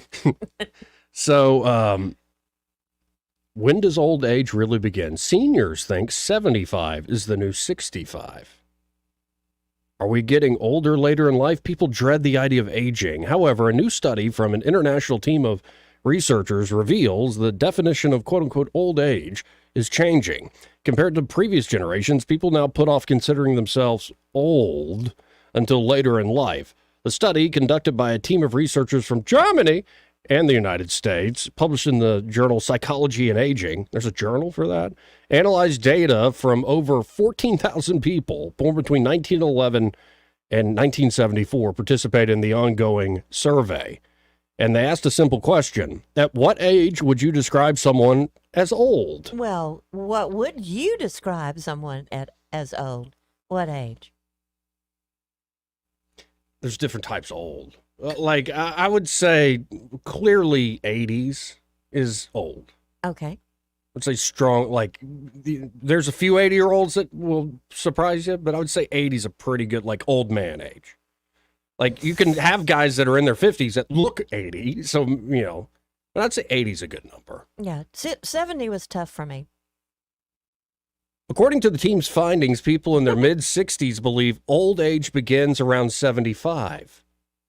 So wait, do people who are 75 think it begins at 90? Like, is this how it works, where you just keep pushing it back? This perception, though, varied significantly across different generations or birth cohorts. People born later, especially those born after 1935, tended to push back the age at which they considered someone old. In other words, the threshold for being considered old has shifted upwards over time because of, in particular, life expectancy. Well, and I'll tell you, Susan, that I've been around old men, I'll put it that way, for my whole life. Like, consider where we work. I'm dealing, and they're not old. Like, when I first met Greg, I didn't think of him as an old man, but he was 30 years older than me. Yeah. Dan Moore is 30 years older than me. So I kind of got used to seeing, it wasn't like some whippersnapper 20-year-old who just deals with other 20-year-olds all the time. So I've been kind of used to the, like, how especially men get when they just get old. We prefer the word mature. Mature. Thank you. Is that how it says? Or is it mature? Mature. Mature. Mature. I don't know. But I think it's all in your head. Mm. I mean, it's hard for me to think of myself as old as I am, but there are expectations. There are expectations of people our age, senior citizens. And if we do something that's out of character for a senior citizen, we get pushback. Like what? Like buck dance by myself with my shoes off That sounds fun to me. at the Bucky's Birdcage at the Grand Hotel. Somebody wanted somebody to buck dance, and there I was all by myself. Said, I can buck dance. And so I did. Don't see, that's just living life. Would you expect somebody my age to do that? Yeah, if you can pull it off. Without any condemnation or judgment whatsoever. Right. It's probably not good for the osteoporosis, but no, I think it is how you behave, because I've met folks like, well, my own grandfather, he's now 87 and life's caught up to him, but Is he single? Yeah. Hey. Well, I think he'll always be married, but I don't want to get too maudlin here. But he, even at 80, he had like a near 200 bowling average, and people would meet him and go, he's 80? Where I knew some 60-year-olds that looked older than him. So it is how you carry yourself. It's how you treat yourself. And, Well, sometimes nature plays an ugly trick on you, and when you're 50 or 60, something happens that you don't expect. And, that's difficult. In terms of my personality, I'm a bit of an old man. I really am. It's like, Joey, what are you doing tonight? I'm not going to argue with you. Right. I know. It's just true. It's like, what are you doing this weekend? The recliner. That's what I'm doing this weekend. I don't want to go Speaking out. of, so you're single still, is that right? It's a long, complicated story. It's just life, Joey. Yeah, it's been about 8 years. Yeah, it's been, it's something I've tried not to say on air, but people keep trying to ask, why didn't you have a girlfriend? I can't wait to hear the details off the air. Yeah, I'll tell you. I'll tell you a little bit, but right. let's go to Papa B. Hey, Papa B. So just as long as you're not buck naked dancing, just got to draw the line. No, just barefoot. It was the only thing bare were my feet. That's good. And Joey, he was kind of born to be an old curmudgeon. Yes. I'm sorry, Joey. I'm a hermit, so I can't really point finger blame too much. But this idea of old age, man, I'm 62. I'm going to be 63 next month. And I never even considered being this age. Do you think of yourself as old? I don't. In fact, I'll tell you something. When I was in my mid-20s, we were having a conversation among friends at a gathering. And one of my friends, we're talking about ages, and one of my friends said that she was about to turn 50, and I looked at her like, dude, have you made arrangements? Are you ready to go? That was harsh. Well, I didn't say it, but that's the look I had on my face. Oh, my gosh, 50. You got to be kidding. And, honestly, I don't feel old at all. I don't feel, would not designate myself as in old age. Now, I'll tell you, my grandparents, of course, my parents are World War II babies, so, they were, born in the early 1900s, probably, or even maybe a little bit before. By the time they reached about 50 or 55, if they were still alive, they had their teeth in a jar at night. So, so old age is a relative term here. Absolutely. We are living longer, and so I don't know what I would say. I'd say 80. 80? I'm going to put it off as long as possible. No, but let me flip this around a little bit, because say they came out with new tech where it's you could live to 200, 300, I'm for it. You're for it? It all depends on, it depends on what you're still able to do. The quality of life. Yeah. Quality of life. Exactly. See, there's a part of me that's yeah, that'd be great. You could study all sorts of things, develop skills. But at a certain point, wouldn't you be like, I'm just done. I'm tired of this. Yeah, I hear you. And I get that. Or is that just my, me coming out? No, is that just me? It's got to be a quality of life thing, Yeah. I know some people that, they're on up in age a little bit, but gracious goodness, the quality of life is just down in the dirt. I think the prospect of living forever could be just as bad as going too soon. It could be Yeah. think it through. It could be a weird type of curse. You're like you're a vampire or something. Yeah, you get that too. Anyway, so interesting little discussion there. I think the idea of old age, what old age is, has definitely gone up. I think it's my point. Now, And that's what the researchers found here. That's what the study found. I'm going to say it's beyond whatever they used to say. It's got to be, because I'm not at old age yet. Though I am kind of laughing. Jokes are coming to mind. It's like we asked old people what age is old, and they all said older than I am now. Older than I am now, that's for sure. And let me put a plug in for you, Joey, okay? One of your advertisers. Thanks to Montgomery Men's Health, I have got a new lease on life, my friends. All right, getting that I'm tea telling up. you what, those guys, they know what they're doing. So, anyway, well, thanks a lot. I appreciate you letting me call in and join the show as usual. Appreciate it, Papa B. Again, 272-9228 if you want to hop in on the program. This part of News and Views brought to you by Bo Goodson and the Goodson Group. And there at the Goodson Group, Bo and his team are ready to help you with buying or selling a home here in the River Region real estate market. You know, Bo's been helping folks in the Montgomery and surrounding areas for over 4 decades. I think it's getting close to 5, working in real estate here in Montgomery. And the Goodson Group, not only can they help you with buying and selling your property, they have management services available should you want to rent out your home. And the Goodson Group is also the home, and this is the crown jewel there, of the Bo Goodson Real Estate School, one of the most highly acclaimed in the state, because it's a very interactive course. Bo doesn't let you just sit there. Also, it's very reasonable, meets every Thursday night. It's been the same fee all these years. And it's not just like, you know, by textbook, or he's actually sharing the 40 plus years of experiences. So he's been through it all, the good, the bad, and the ugly. And that way you can learn it. You know, you probably want to go through the good, but do you really want to go through the bad and the ugly yourself? Would you like to learn from Bo right from the start? And the proof is, well, all the success. People have gone through Bo Goodson's real estate school and become licensed agents or more knowledgeable private players.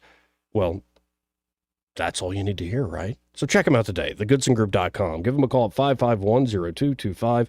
That's 551-0225. And be sure to tell them that Joey, that fella on the radio, sent you. He may not know whether he's coming or going, but whether you're going to work or coming home, Greg Budell is there. Mornings 6 till 9 and afternoons 3 till 6. Only on News Talk 93.1 FM WACV. In Alabama, more than 200,000 of our friends and neighbors are living without health coverage. Often folks can't stay healthy enough to keep their jobs. We need to fix this. Contact Governor Kay Ivey and let her know. Now is the time to close the coverage gap and cover Alabama. Paid for by the American Cancer Society Cancer Action Network. Hi, this is Bo Goodson from the Goodson Group. Have you ever considered turning your home into a rental and build wealth at the same time? People throughout the River Region are doing that right now. By investing wisely in the right property or turning your current home into a rental is the secret. Hiring a property manager to professionally manage your property is the way to prosperity. Our company does all of the advertising,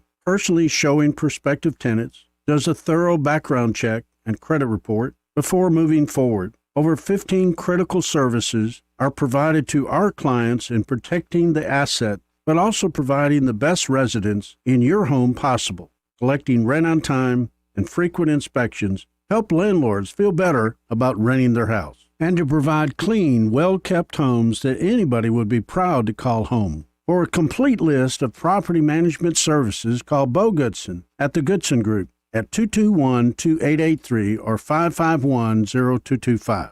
Now you can add the power of digital advertising to the #1 reach of radio. Let Blue Water's 20 years of local advertising and marketing success show you how. Grow your business with a complete suite of digital solutions, combined with the reach of the most listened to radio group in the River Region. Call us or go to BlueWaterBroadcasting.com to find out how we can increase your return on investment. Blue Water Broadcasting, local folks helping local business.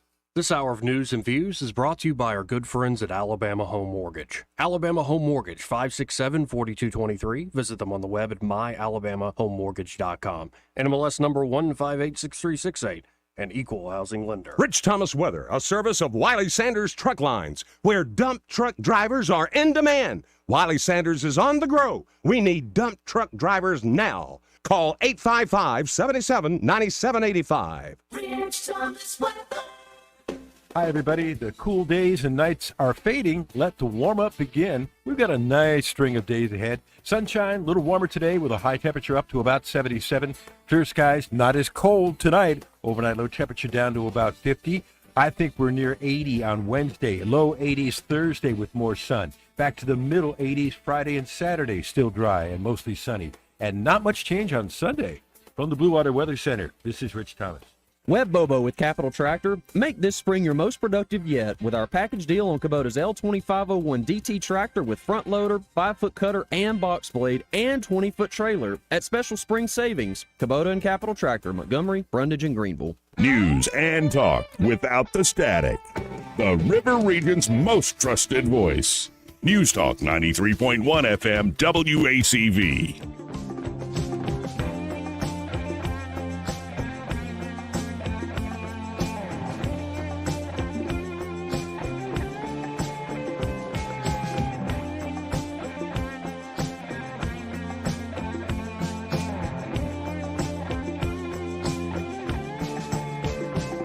Joey Clark. Welcome back to News and Views in the afternoon. 272-9228 if you want to get in on the program. 272-92. Do you like that? Whose female voice is that? Oh, the person who used to work here. Oh, I think you need a bigger introduction. You do? Okay. I do. I think we need to work up something a little more exciting. Well, I like the subtle, though. Oh, you do? Yeah, but I That's caught you dancing over there. Well, the music I like. Did you pick that? I make it. What? Yeah, all the stuff we come in and out of, I make. How? With a guitar and bass and... Oh, you play? Yeah, and like a MIDI keyboard and... I'm learning things about Joey, ladies and gentlemen, that you may not know. You're a musician. Yeah. I had no clue. Sure. You played Jesus in Godspell I did. in high school. I did, So yes. you sing and act. No, I did that one time. That's acting. Well, sure. No, I didn't know what I was signing up for because you know the play. When Well, you're of course Jesus, I it's like play. you're the director on the stage. Yeah. Absolutely. I played Mary Magdalene. That's a big shock, I'm Oh. sure. So, yeah, no, I do all sorts of things. Yeah, the Lamplighter Dinner Theater probably wasn't even, you probably weren't around when the Lamplighter Dinner Theater was here. Well, and Jesus traditionally wears the Superman I t-shirt. know. Absolutely. Well, you also have to come in at the beginning when John the Baptist shows up and Sure. be baptized, and you're usually in boxers or something. And I wanted to get boxers with the Superman logo in a strategic spot. The director of the play and my mother said no. My dad thought it was hilarious. He's like, "Go for it," but it seems like false advertising, son. And I'm like, well, that's a fair point, Dad. Like father, like son, right? And yeah, so they nixed that. But no, I did the whole thing. Walk So out there. you didn't get bit with the... I almost thought about doing that at Auburn when I went to Auburn. Thought about it for a second and then just... Why? Why did you not pursue that? It didn't seem... Your parents are saying, no, learn to get a real job. No, I always wanted to do more of a self-directed thing, like I could do it on my own Like sort of you're thing. doing right now? Right. It kind of ended up being that way. But a play's a very big team effort. And also having to say other people's words over and over again. Like, I realized it's actually the third showing I messed up at Godspell. First two went beautifully, didn't forget a line, everything went all right. It was the third one, it's because I'm like, oh, you have to, like, stay concentrated, like, stay focused. Absolutely. And yeah, there was something about it that I didn't want to say other people's words, I think is what it comes down to. It's so strange. Yeah. I'm sorry. I just thought all of my years in theater, I loved because I didn't have to think. I had somebody else's words to say. I wanted my own words. And by golly, you got it. God, Here yeah. in your own show. Oh, I'm full of so many words, full of that. and Here's other Joey. things. Yeah. Well, we could change it up. Go you into go. the booth with Jay. I will do that. Let's add a different person saying Joey Clark. 272-9228. Oh, I recognize that voice. Yeah, now. you know what I'm talking about now. It stayed all these years somehow. Oh, Ooh, how about that? Well, I mean, and I've learned some things over the years, Susan, from Greg. So I do have my sound effects. Like Lindsey Graham, what do you think of what's going on with the country right now? It's not just about sex. Thank you, Lindsey. Stop playing with Okay, it. that's enough. I don't need any more like that. Shut up, silly woman. Well, that's just rude. Yeah, there's just so much. We were talking about Trump off air, and I love how obnoxious Trump is. I find him very, very funny. But it tends to get him in trouble. Don't get me started. There are those that think I'm a very stable genius. Mm-hmm. And then, of course, Joe Biden. I got hairy legs. Yeah, I know you do, sir. Like, it's just, it's a gerontocracy. We got two 80-year-old men essentially running for president again. I'm so proud of you, Joey. Look at you. Sound effects. Oh, yeah, we're your working own at it. show. Yeah, we're working at it. That is amazing. Good for you. Do you remember when Kanye West went a little crazy? No. Remember, like, when he started talking about, like all the Jews? No. You didn't see that whole arc? No, I don't watch what you watch. Well, you're probably going to live longer for it. This is how I became an old man. But yeah, like Kanye did he went nuts. And, it's kind of in the news today because you're seeing all these vehemently anti-Semitic rants on college campuses and stuff. Crazy, isn't it? Yeah. Scary. Pretty crazy. But Kanye started going nuts and he did this whole several hour-long interview with Alex Jones. And it takes a lot to make Alex Jones look like the sane one. Like, I'm telling you, Joe Rogan, they're interdimensional aliens. They're commuting with them with DMT underneath UCLA. Like, that guy seemed sane next to Kanye West, and I saved this one because he said... Every human being has something of value that they brought to the table. Which just seems like that makes sense. Sure. But the very next thing he said, I'll play from the beginning again. Every human being has something of value that they brought to the table, especially Hitler. Whoa, Kanye. He literally, this is the weirdest time. I mean it. You not paying attention to the news and all this stuff. Me, no. Good for you. Yeah, no. I tell folks that all the time. It's good for you not to have to read this stuff. I go crazy having to cover this stuff. But yeah, I guess I feel like I'm showing off now. Look what I can do now after 8, 9 years. I'm so impressed. Well, you're talking about what makes being older worth it is having a reason to be. Yes. Get involved. Join there is, and this is one, I've already started this actually. Live 5 minutes from First United Methodist Church. Years ago, they started a respite program, which is sort of, I don't want to say adult daycare exactly, but for people who have Alzheimer's. Right. And it's an opportunity for those people who are suffering with memory issues and their caregivers and their spouses to spend the day together in a happy, loving, entertaining environment. Right. So it's such a beautiful program and it's very successful and it's been going on for quite some time now. And it's not just people with Alzheimer's and memory issues, it's people who are physically challenged in a way. And I'm going to volunteer there. I've already started. No, I've because of family experiences, I know exactly what you're talking you about, just and need it's a beautiful reason, thing. A positive, wonderful reason to make people smile and happy. I went to Aldi the other day to get my I've never favorite been wine. there. Don't. What's your favorite wine now? It's called Winking Owl. It's only available at Aldi, I think. Winking Owl. Yeah, that's the brand.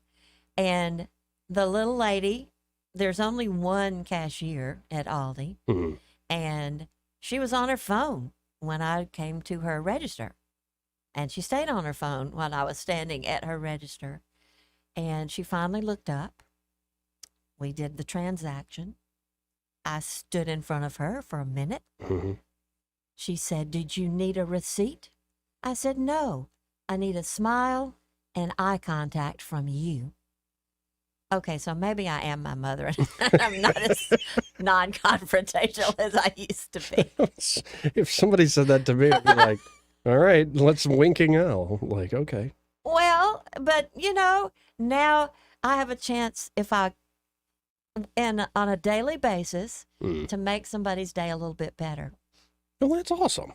Well, it's not the way I handled my marriages, unfortunately. That's why I didn't. They didn't last very long. Like, what'd you do for me today to make me happier, mister? But now I've sort of realized that it's my job to make someone a little happier. So that's the way I'm going to go on out. Maybe one of these days that'll be my job. Well, you can't not have this show. Yeah, not covering the news the way I do. I swear, if I look at Twitter before my caffeine, I'm like, let's just let the nukes fly. Like, we're done. We're done. We don't deserve this at all. But it's so wonderful for me to see you doing so well. Well, thank you, Susan. You're welcome. Good to see you, too. Thank you. You think you got the phones down now? Yes, I do, and I'll probably go get lunch because I'll have to be back here in an hour, I guess. Yeah. At 3? Yeah. Oh, geez. Yeah, so you should go. And deal with Greg. Yeah, good luck. I'm easy. All right. Well, thank you for letting me sit in and for, helping me learn the ropes. Well, thank you for being here. See ya. Good to see you. Hey, let's hit a quick break. Want to carry News Talk in your pocket? Download the News Talk 93.1 app from the App Store. Available on iPhone and Android. Never miss a moment. Download now. Do you or a loved one have leg pain? Are your legs feeling tired? Do you have heavy skin discoloration? Do you have leg wounds or varicose veins? Are your legs swelling or do they have spider veins? If you're experiencing any vein issues, contact the professional caring staff at Ivy Creek Vein Clinic. They can help. Call 334-514-3851. Ivy Creek Vein Clinic, located at 525 Hospital Drive, Suite B in Wetumpka. This hour of news and views is brought to you by our good friends at Alabama Home Mortgage. Alabama Home Mortgage, 567-4223. Visit them on the web at myalabamahomemortgage.com. NMLS number 1586368. An equal housing lender. The River Region's first and only News Talk station on FM. Live, local talk. News Talk 93.1 FM WACV.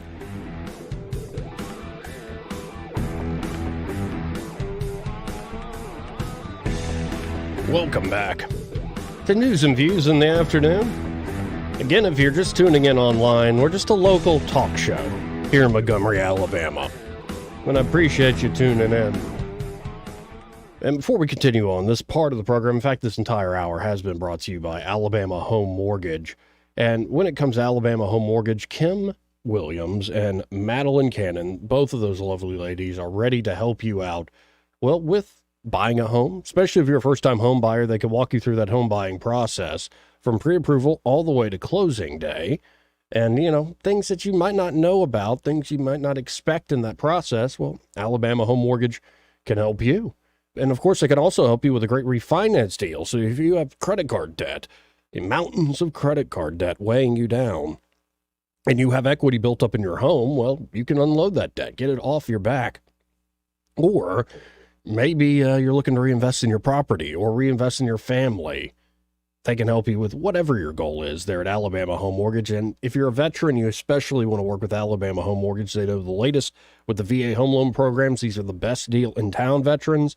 These are benefits you earn through your service. So be sure to call up Alabama Home Mortgage today to take advantage. 567-4223. That's 567-4223. You can always apply online at myalabamahomemortgage.com. There is a difference in mortgage companies. Let Kim and Madeline prove that to you today. NMLS number 1586368, an equal housing lender. Again, 272-9228. If you want to hop in on the program, that's 272-9228. Now, I'm trying to, another survey, another study, going back to study finds. The most stressful time of the day, apparently, this is coming out of London. The most stressful time of day is 8:15 in the morning. It's a poll of 2,000 British adults, shows that 35% of people typically experience stress during the first part of the day. Yet 51% say they feel often overwhelmed after getting out of bed. I can relate to that. The prospect of the working day ahead, running to leave the house on time, and oversleeping are the most common early morning challenges. Getting kids ready for school, looking for lost house keys, and figuring out what to wear are common anxieties too. Parents agree that dealing with the unpredictability of kids' emotions, in addition to both feeding and dressing them and making packed lunches, can turn the morning routine into chaos. And at that time of the day, when every second matters, those polled typically lose 20 minutes and 28 seconds to morning trials and tribulations. I remember that routine.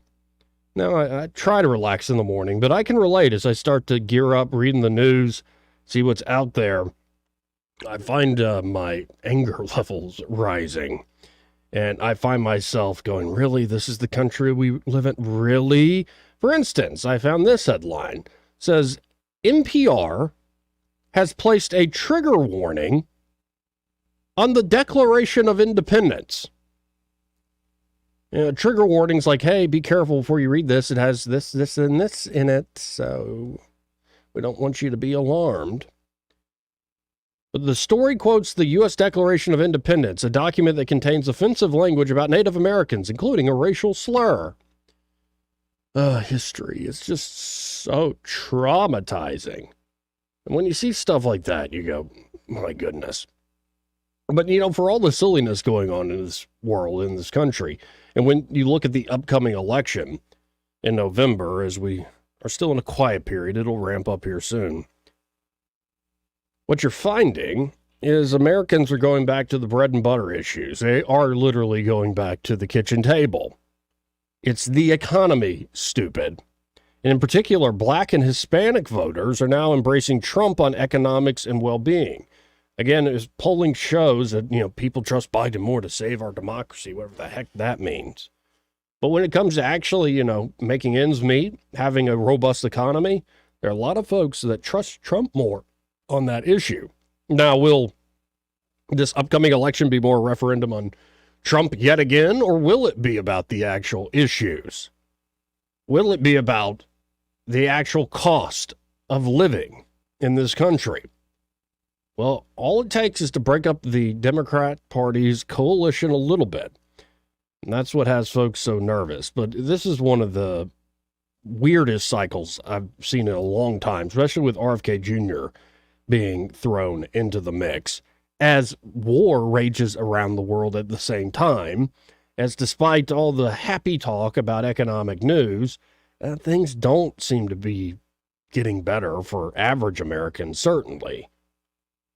So what is the election actually going to come down to at the end of the day? Well, in a way, it has to be Trump getting out of his own way. Maybe Trump needs to understand that, go speak to the faithful. But you don't have to constantly joust with the press anymore. In fact, you can make inruns around them. So we'll see if Trump has learned lessons from the last time he was president. But I have a feeling he's still going to be Trump at the end of the day. 272-9228. That's 272-9228. How about this? I'm getting tired. I got one more hour to go, so I'm going to recharge my batteries this top of the hour break. Be right back, folks. More news and views in the afternoon after this.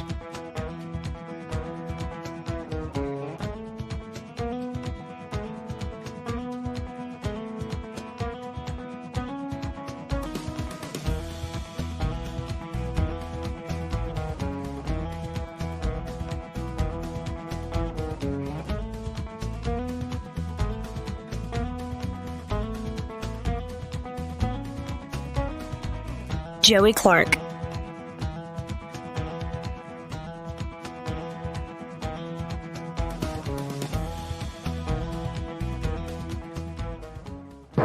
Broadcasting from the Riverside Chevrolet Master Control Center, this is WACV Cusana, News Talk 93.1 FM. When it's Chevy, it's Riverside. With SRN News, I'm John Scott. The Senate returning to Washington to vote on $95 billion in more aid to Ukraine, Israel, and Taiwan. The $61 billion for Ukraine comes as That war-torn country desperately needs you firepower as Russian President Vladimir Putin has stepped up his attacks.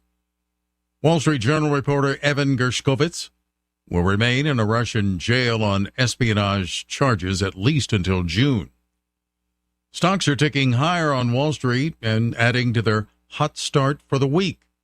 A flood of earnings reports is dictating trading. General Motors has climbed after topping forecasts thanks to sales of pickup trucks and other higher profit vehicles. The Dow is ahead 275 points, the Nasdaq adding 276. This is SRN News. Donald Trump's indictment proves that saving America is not going to be easy. There are entrenched powers that are fighting this with everything they've got. They want to keep control over the country, the narrative, and the nation's money supply. Hi, I'm Lance Wallnau. I'm a news analyst, a Christian author, an evangelical leader. I speak to millions of people every week, people just like you. You see, what the elites are doing is using inflation and government handouts and now central bank digital currencies to determine how they're going to control America. And that's why I recommend all Christians start a gold IRA from the Birch Gold Group, because physical precious metals are one of the few ways you can maintain control over your own savings. To get a free info kit on gold IRAs, text the word faith to 989898. Birch Gold Group is the only gold company I trust. Get their free info kit and you'll see why a gold IRA can help you. There are no strings attached. Text the word faith to 989898 and you're going to be blessed by taking action right now. The Johnny Adams Law Firm. They want you to stay safe on the road. Please don't text and drive. Get to your destination safely. Your family and friends will thank you. From the Johnny Adams Law Firm. Hi, everybody. The cool days and nights are fading. Let the warm-up begin. We've got a nice string of days ahead. Sunshine, a little warmer today with a high temperature up to about 77. Clear skies, not as cold tonight. Overnight low temperature down to about 50. I think we're near 80 on Wednesday. Low 80s Thursday with more sun. Back to the middle 80s Friday and Saturday, still dry and mostly sunny. And not much change on Sunday. From the Blue Water Weather Center, this is Rich Thomas. Thank you once again for voting ASE the best credit union and best mortgage company in Central Alabama's Reader's Choice Awards. We're honored to serve our members for 69 years and counting. ASE Credit Union, your life, your goals, your ASE. 1819 News. Both of Alabama's U.S. senators are condemning the actions that are taking place at Columbia University as well as other college campuses. Protesters have set up tents at Columbia and even blocked traffic, all in support of Palestine and in protest of Israel. Police have been called in to protect the Jewish students and to arrest those who have become unruly. Columbia University President Minouche Shafik has canceled in-person classes due to their harassing behavior. Senator Tommy Tuberville says thousands of Jewish Americans are under attack as they head into the Passover season and that anti-Semitism has no place in society or on college campuses.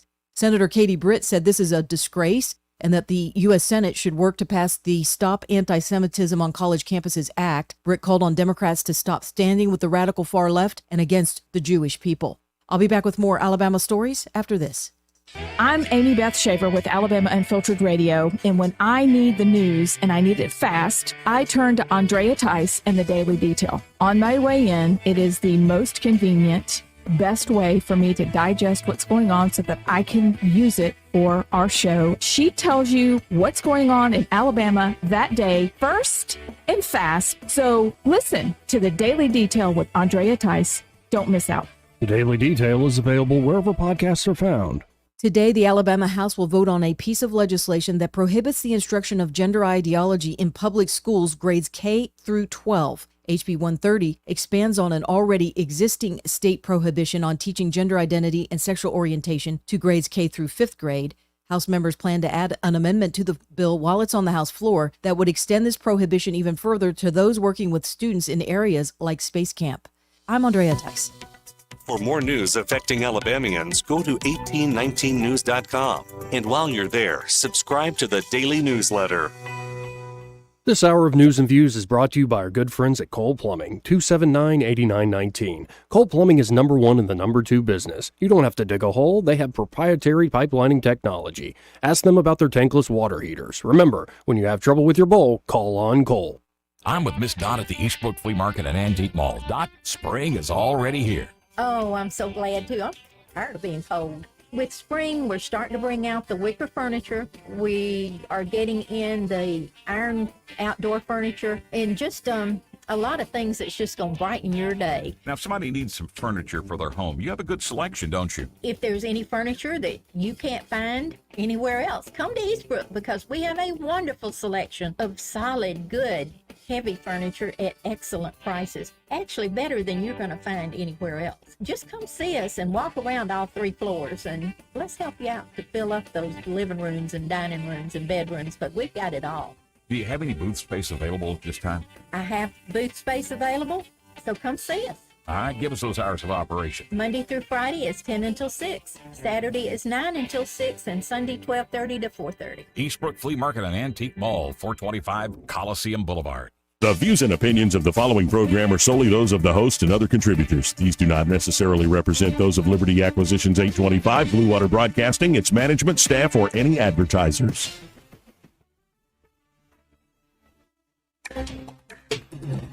It's time for Montgomery's conversational radio show. It's news and views on News Talk 93.1 FM. To join the conversation, call 272-9228. This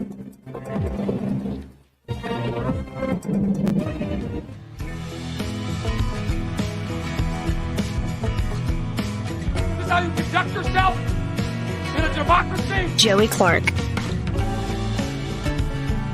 Welcome back to News and Views in the afternoon. Or for calling it online, Joey Clark Live. 272-9228 if you want to get in on the program. It's 272-9228. Let's go to Trish on line 1. Hey, Trish. Hi, how are y'all today? It's so Doing beautiful all right. today. It is. I'd like to say this about aging. All my family members died very young, my immediate family. I've outlived my mother 10 years. My daddy 60. My brother like 24. My sister 30. And so whenever my mother died at 55, yeah, well, I thought that was old. And I was in my 20s. But now that I'm 65, having a lot of health problems, I think I'm old. I mean, I feel old. But, and I've got cousins that are 70 and 80 years old, get around better than I do. So I just think it's a frame of mind. I think you're absolutely right. And when you think about it, the way a lot of people's parents go, you have kids, and then it's when you hit your 50s that you're kind of becoming the empty nesters, but not how many kids you got. Yeah. And there's a lot of life still left to live. Well, there is. And then we became absolute, the empty nesters are getting older when they leave. My first one left at a very young age, but the other two kind of hung around till they were 30. And when they finally I got to be an empty nester, well, I'm bored. I don't know what to do with myself. I really don't. But, it's good to have my quiet time. Really reflect. Yeah. Now I have 3 dogs. That's enough. Yeah, I like my routines. I'll put it that way. I am becoming an Yeah. old man, even at a young age. Yeah.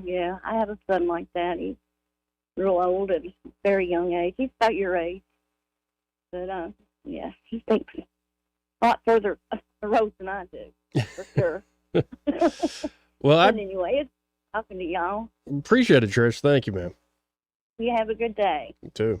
272-9228. Again, that's 272-9228. I got to play this clip real quick. This is Jonathan Turley laying out the absurdity of this case that is still ongoing in New York against Trump. So let's listen in to Jonathan Turley here on Fox News. If you look at the court of public opinion on this, U.S. adults' view of the hush money case that we are watching play out in real time. And when asked how Americans see the former President Trump's behavior in this hush money case, 35% say they see it as illegal. Okay, but 31% say unethical but not illegal, and 14% say nothing wrong. So 45% of respondents say they see it unethical or nothing wrong, more than those who see it as illegal behavior. Your thoughts on this day?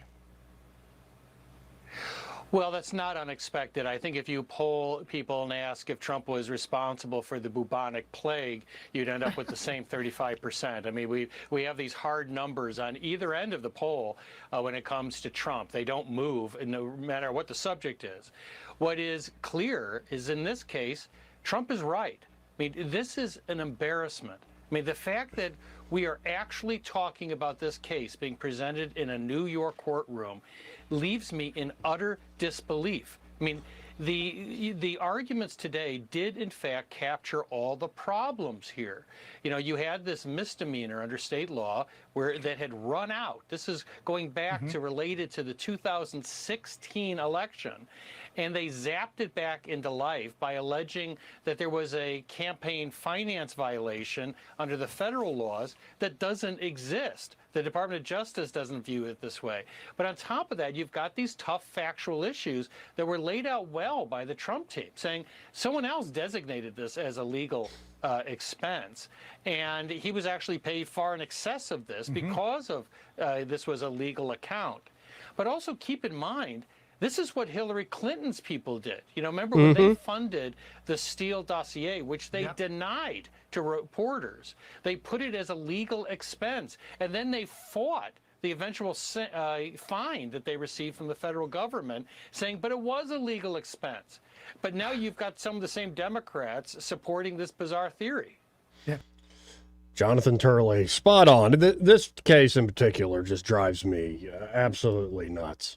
I think, and nothing's going to come of it. I mean, they could go nuts. I mean, I guess the judge could technically say, we're throwing you in jail because you won't listen to me in my gag order. But you sure want to cross that line? Sure you want to go there? Just yet. Now, I want to go to the desk of Dr. Ron Paul, former congressman, presidential candidate Ron Paul. He put it out there today. This question, final nail in America's coffin? When future historians go searching for the final nail in the U.S. coffin, they may well settle on the date April 20th, 2024. On that day, Congress passed legislation to fund 2.5 wars, hand what's left of our privacy over to the CIA and NSA, and give the U.S. president the power to shut down whatever part of the internet he disagrees with. The nearly $100 billion grossly misnamed National Security Supplemental guarantees that Ukrainians will continue to die in that country's unwinnable war with Russia, that Palestinian civilians will continue to be slaughtered in Gaza with U.S. weapons, and that the neocons will continue to push us towards a war with China. It was a total victory for the war party. The huge spending bill is all about politics for Biden, yet so many Republicans simply went along with it. The last thing the people running Biden's White House want to see as a close election approaches are ads blaming Biden for losing Ukraine. The U.S. and its allies have already sent over $300 billion to Ukraine, and the country is still losing its war with Russia. Nobody believes another $60 billion will pull a victory from the jaws of defeat. But this additional money is meant to keep up appearances until November at the expense of Americans, who are forced to pay for it, and Ukrainians who are forced to die for it. Speaker Johnson could not have passed these monstrosities without the full support of House Democrats, as the majority of Republicans voted against more money for Ukraine. So in the worst example of bipartisanship, Johnson reached across the aisle, stiffed the Republican majority that elected him Speaker, and pushed through a massive gift to the warfare corporate welfare state. After the House voted to send another $60 billion to notoriously corrupt Ukraine, members waved Ukrainian flags on the House floor and chanted, "Ukraine, Ukraine." While I find it distasteful and disgusting, in some way it seems fitting. Again, writes Ron Paul. After all, they may as well chant the name of a foreign country because they certainly don't care about this country.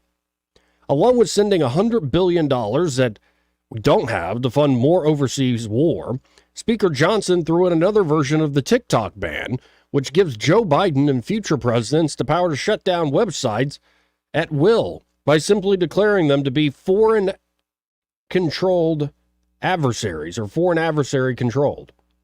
Yeah, declaring them foreign adversary-controlled.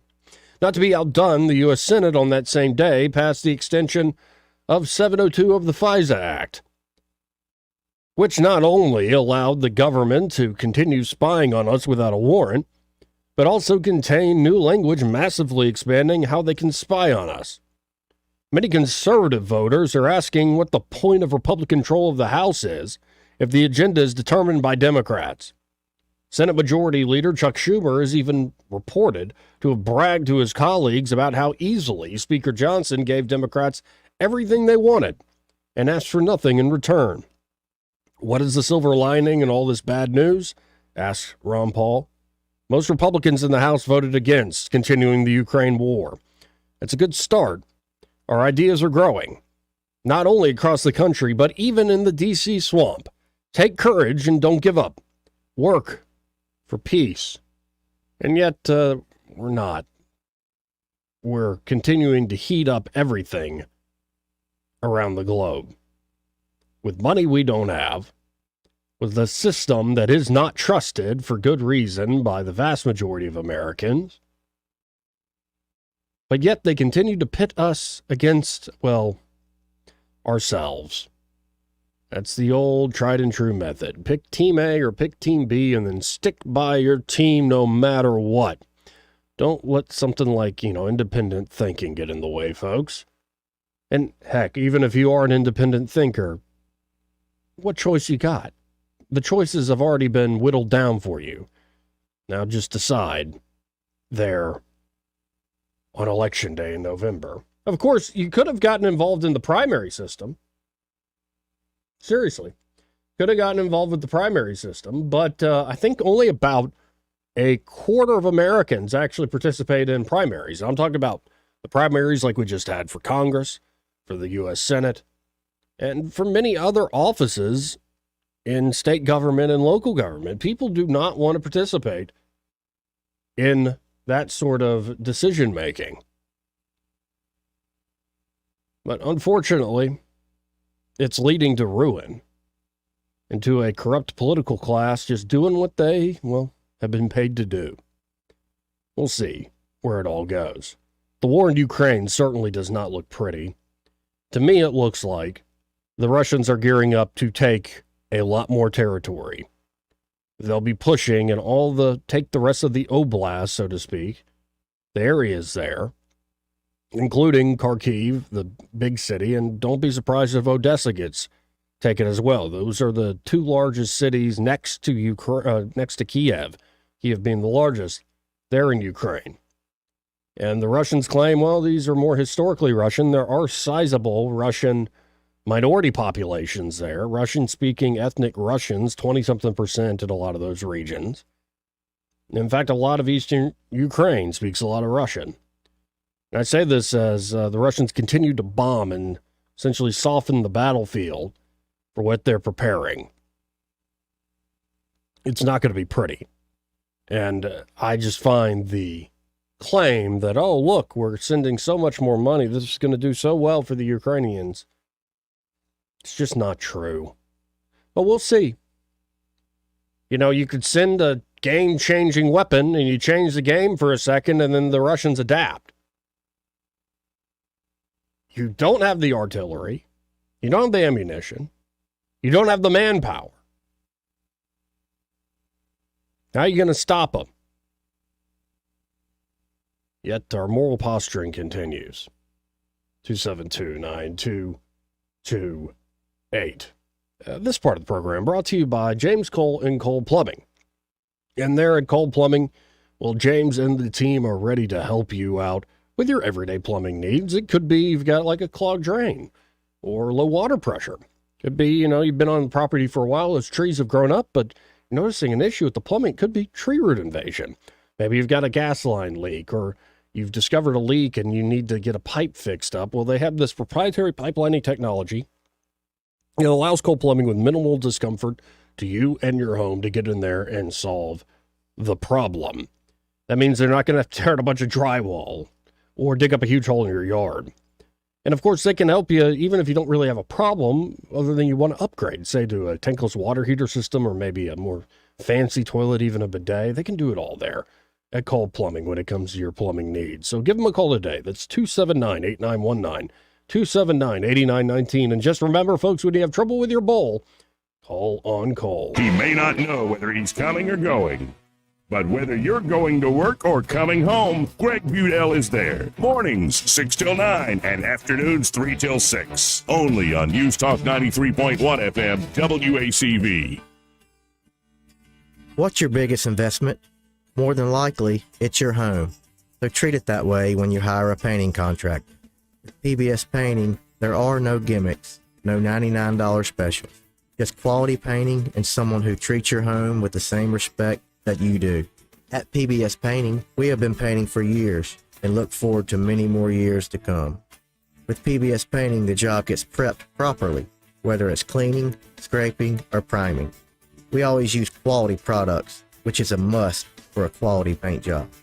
So if you're looking for a painter that doesn't need upfront money and is on the job at all times, then please give me a call.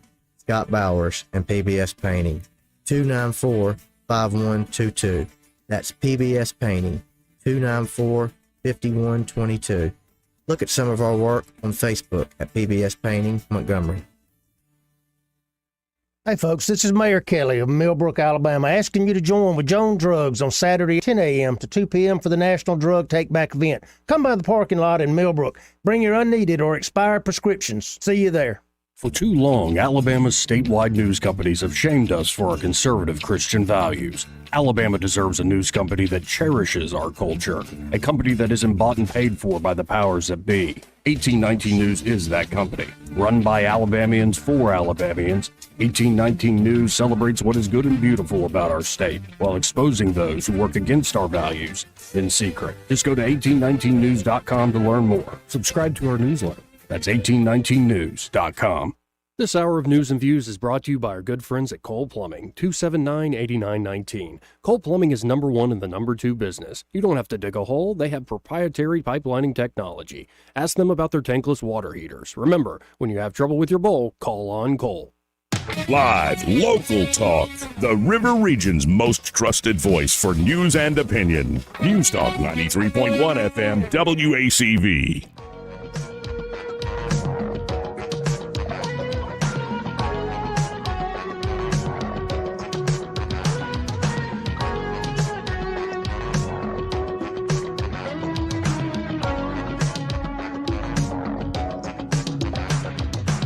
Welcome back. Now I want to go to, because I am honestly getting tired here, a clip by Peter St. Onge. And it's kind of what I was just talking about, reading Ron Paul there. This is Peter St. Onge talking about the Washington Uniparty sellout. Let's all, listen in together first. Share this stupid thing, you dope, with the people on the stream. There are 50 folks that want to watch it with you. Take it away, Peter. In case you had any remaining faith in Congress, they sold you out again. Over the weekend, the Washington Uniparty joined in a touching moment of bipartisanship to hand $95 billion, every last penny borrowed on your tab, to a bunch of foreign countries. It's worth noting Congress is currently sporting a 12% approval rating, which they have earned, which is somewhere between cholera and Genghis Khan. The bill is a masterclass in wielding power of, by, and for the lobbyists. It bundles $61 billion for Ukraine's lost cause with $26 billion to Israel, of which up to $9 billion could go to Hamas, and $8 billion for the, quote, Indo-Pacific region, which essentially means Taiwan. It's one pointless meat grinder, one terror organization, and two countries that are perfectly capable of paying for their own defense at market rates, but would be very dumb to do that when Congress gives them $34 billion of your dollars instead. The bill tosses in the catastrophic dollar-destroying Russian central bank seizure and mandates a sale of TikTok to presumably California's big tech oligarchy. Naturally, there's not one penny for our actual security crisis, which is the southern border. Now, Republicans had sworn up and down that would never, ever happen, not under their watch, if promises were raindrops. Now, lest you think Congress feel any shame, the moment this passed, the House erupted into chants not of USA, USA, but of Ukraine, Ukraine, while waving Ukrainian flags in the Congress of the United States. So what's next? Brought to you by Unchained.com. At this point, voters of all parties feel abandoned by Washington. Yep. Long gone are the days of Occupy Wall Street or Tea Party getting a hearing. We have gone full 1930s style corporatism. From banks to defense contractors to pharma, Hollywood unions, and green energy oligarchs, Washington has gone to the highest bidder, with the plebs relegated to dutifully trooping in and voting the lesser of two evils every November, then slogging back to work and paying for it all. So how to fix it? Start with that 12% approval rating. Our political system derives its legitimacy from the illusion that it's speaking for the majority, when it's actually speaking for, apparently, 12%. In other words, the ground is fertile. Americans of every party, every age, every ideology feel abandoned by Washington. The U.S. system has a beautiful mechanism called the primary, where voters get to veto the clowns foisted upon them and replace them with people they're liking. Most other countries are top-down to keep out the riffraff. Americans almost uniquely do have a voice. Unfortunately, most Americans don't bother, so primary turnout hovers around 1 in 4. The rest are not paying attention. They don't realize the danger. They will. And it's not just Americans. Canadians, Europeans, even Japanese are realizing the anger is not just you, it's not just your friends, it is everybody. But anger alone will not do it. People on all sides have to get a lot more involved, starting with primaries if you've got them, with robust exercise of free speech, political activity, volunteering, donating, organizing. In short, you may not care about politics, but politics cares about you. Organize, or you will serve them. Unfortunately, this all takes time, and in the meantime, expect more disappointments, more uniparty sellouts, more inflation and speculative wars, as the elite keeps getting paid first to put the people last. It is daunting, it is turning a tide, but that tide has been turned many times in history. Okay, we'll be watching. See you next time. Appreciate it as always. Peter St. Onge, always putting out great commentary there. We do have to hit a break here before too long, but we can get to fit in a few more stories if you like, folks. Weird one. There's a congressman in a coma. Now, everybody, of course, hopes that Donald Payne will recover, but if he's still unconscious, I think this all started with a heart attack, and he's on a respirator nearly 2 weeks after a heart attack. That's not good news. Payne's office, the congressman's office, initially described his condition as he suffered a cardiac episode and had a good prognosis, currently recovering in the hospital. Presumably, in response to the report about the congressman's health, his office issued a follow-up statement saying the congressman was in stable condition at a local hospital and continues to be under doctor's care. Stable condition sounds reassuring, but it's vague. So let's hope he gets better, but it's always a question with political leaders and their health, especially as they get older. How much do you tell the public? How much does the public have a right to know? I think we have the right to know a heck of a lot. 272-9228. Coach Tommy Tuberville now speaking from the well of the Senate, as the Senate is advancing this $95 billion foreign aid package that we've been talking about. The uniparty strikes again, folks. Strikes again. Now, before at the break, this part of the program brought to you by Dylan Rings. And they're at Dylan Rings. Josh and Leslie Ryder are ready to help you with so many of their options. Like I was telling you about earlier, you got to go to their Facebook or Instagram page and see some of the selection they have. They have some beautiful cross pendant necklaces, diamond cross pendants, crosses in different designs, just look absolutely beautiful. And at Dylan Rings, you're going to see that sort of high-end selection to that everyday jewelry that still looks great, but it's not going to break the bank or break your heart if you mess it up a little bit or lose it. And then, of course, they can do custom design work there. Josh Ryder is a true artist. The man is second to none when it comes to designing things, even from scratch. If you can dream it, Josh Ryder can make it a reality. But of course, they do watch repairs. They do repairs of all sorts of jewelry, including watch repairs. They'll do spa treatments. Don't you feel refreshed coming back from a spa treatment? Well, your jewelry's going to feel the same way. It's going to look better. It's going to feel better on you. So check out Dylan Rings today. You can always, again, go to Dylan Rings on Facebook or Instagram or go to DylanRings.com. But I really encourage you to stop by. See Josh and Leslie in person there at 119 Brown Springs Road, right here in Montgomery, just off of Atlanta Highway. And be sure to tell them that Joey, that fellow on the radio, sent you. Want to carry News Talk in your pocket? Download the News Talk 93.1 app from the App Store. Available on iPhone and Android. Never miss a moment. Download now.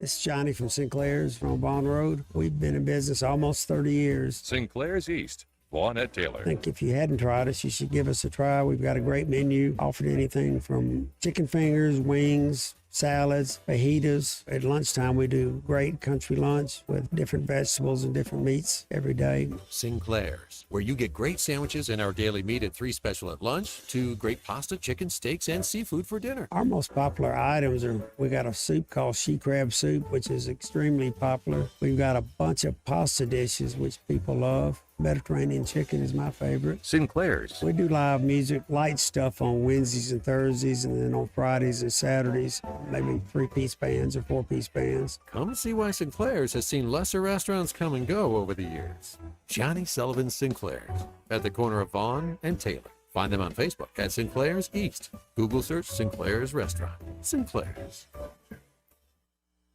Hello, this is David Ernest with Ernest Financial. And just like Ernest Financial makes lots of money for our clients, Blue Water has helped us make lots of money for our company. You cannot go wrong with advertising with Blue Water Broadcasting. Blue Water Broadcasting is the #1 most listened to radio group in the River region. Find out how to put this reach to work for your business. Call us to find out how we can help. Blue Water Broadcasting. Local folks helping local business. The Health and Wealth Show. The Health and Wealth Show. The show so nice, we said it twice. Weekday evenings at 6 on News Talk 93.1 WACV. The Health. Wake it up, son. Joke's over, hey? This hour of News and Views is brought to you by our good friends at Cole Plumbing, 279-8919. Cole Plumbing is #1 in the #2 business. You don't have to dig a hole. They have proprietary pipelining technology. Ask them about their tankless water heaters. Remember, when you have trouble with your bowl, call on Cole. The Rich Thomas Weather Network, brought to you by Montgomery Paint and Body. From a little fender bender to total body repair, MPB will fix it good as new, maybe better. For over 35 years, the Turner family has been getting you back on the road. Call 279-7325. Hi, everybody. The cool days and nights are fading. Let the warm-up begin. We've got a nice string of days ahead. Sunshine, a little warmer today with a high temperature up to about 77. Clear skies, not as cold tonight. Overnight low temperature down to about 50. I think we're near 80 on Wednesday. Low 80s Thursday with more sun. Back to the middle 80s Friday and Saturday, still dry and mostly sunny. And not much change on Sunday. From the Blue Water Weather Center, this is Rich Thomas. Web Bobo with Capital Tractor. The Z700 series is the star of Kubota's line of zero-turn mowers, and our special spring pricing makes it easier than ever to take one home today. Powering Alabama, Kubota and Capital Tractor, Montgomery, Brundage, and Greenville. The River Region's News Talk station. News Talk 93.1 WACV. News Talk 93.1.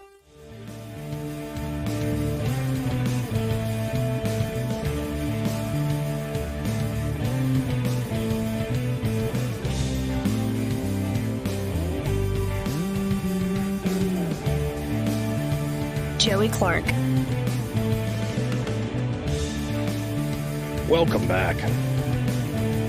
It's News and Views in the afternoon. I'm your host, Joey Clark. 272-9228 if you want to get in on the program. That's 272-9228.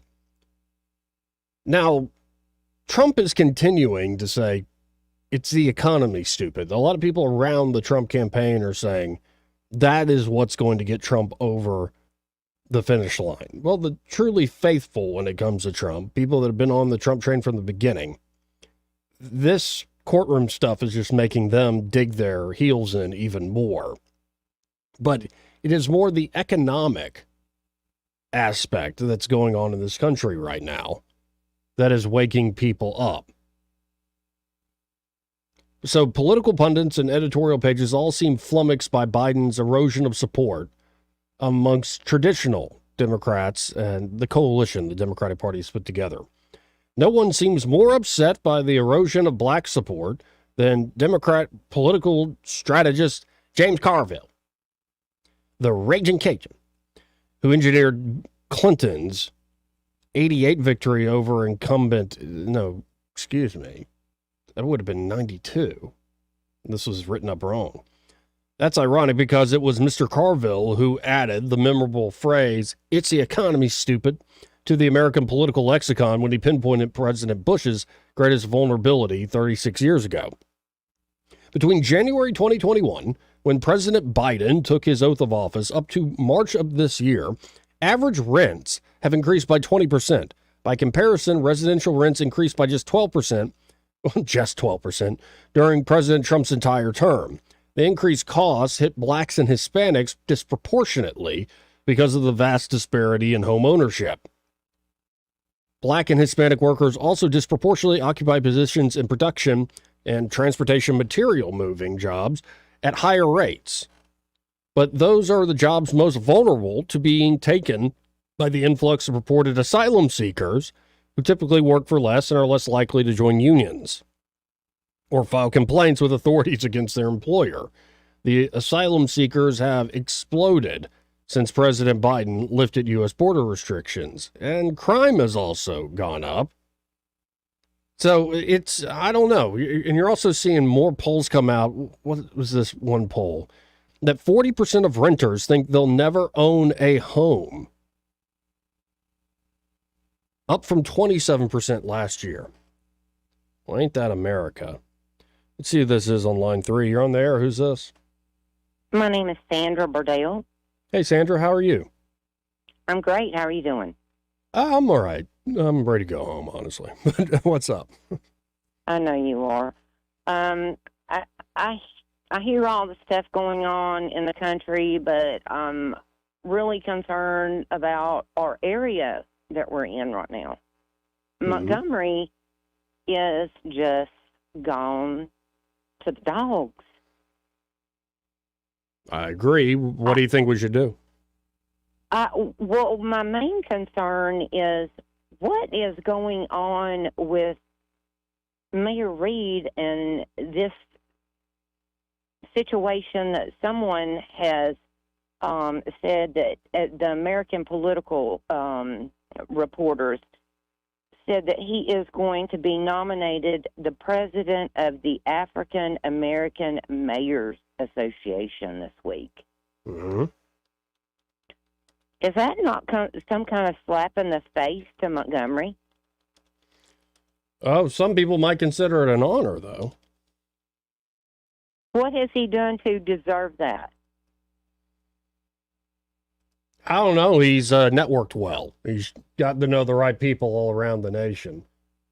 Mm-hmm. Well, honestly, Sandra, I ignore stuff like this because, okay, you got to join another association. It's a great honor for you. But to your point, Sandra, what is it actually doing to solve problems for the city? It's doing nothing. We need some help, and we need some help from him.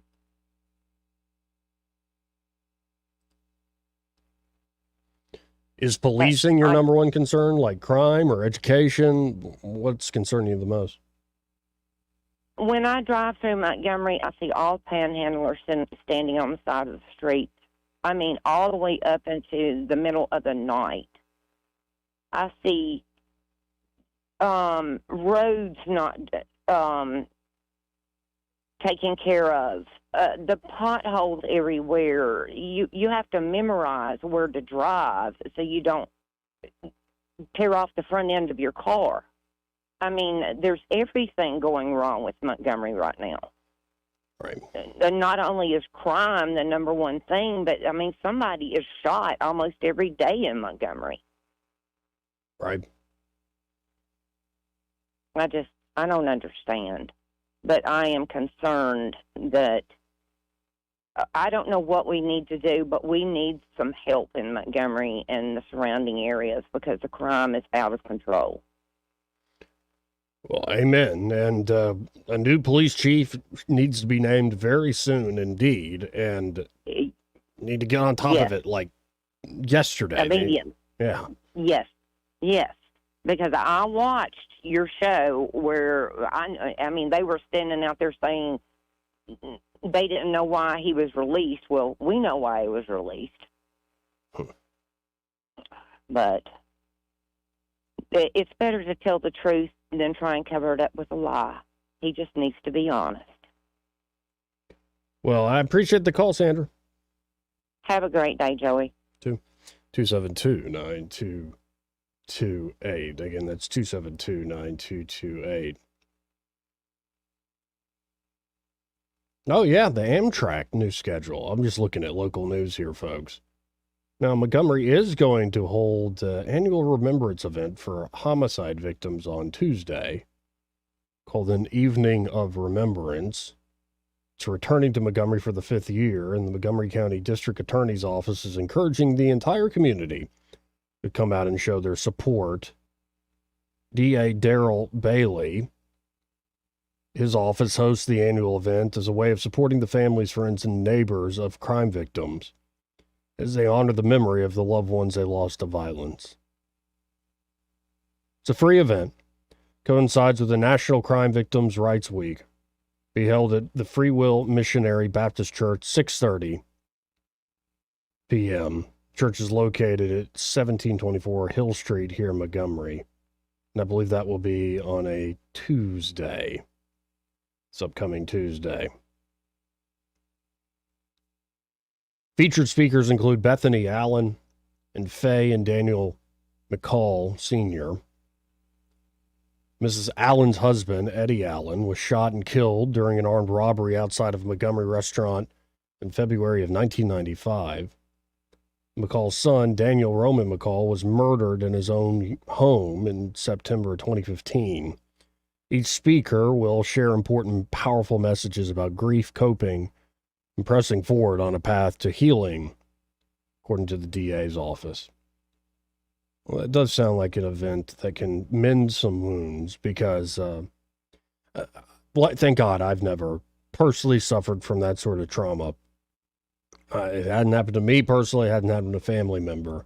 But I can imagine, something like an armed robbery, one you loved ends up murdered.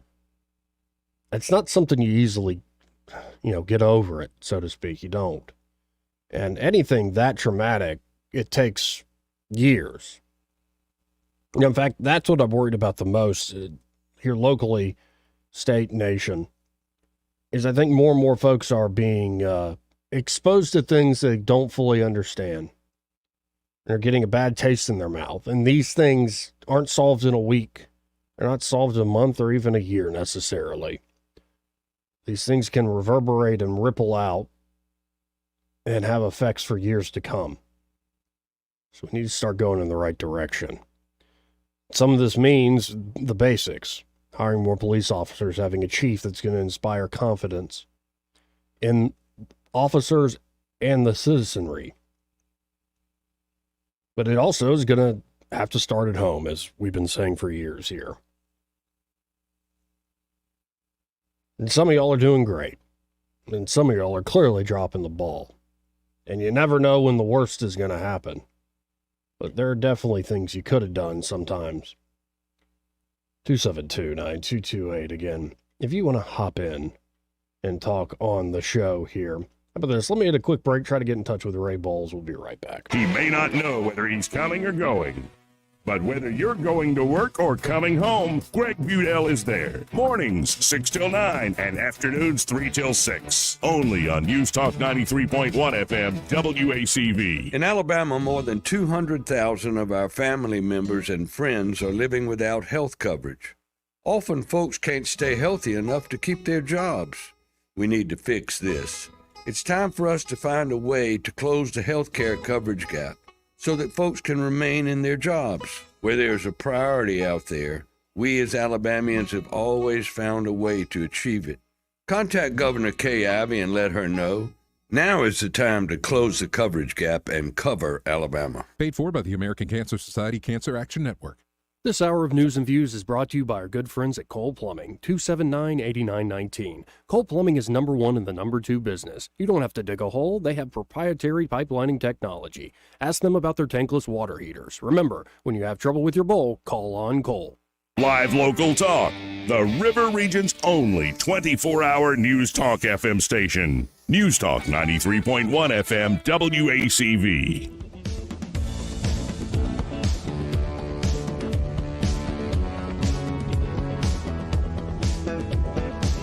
Joey Clark.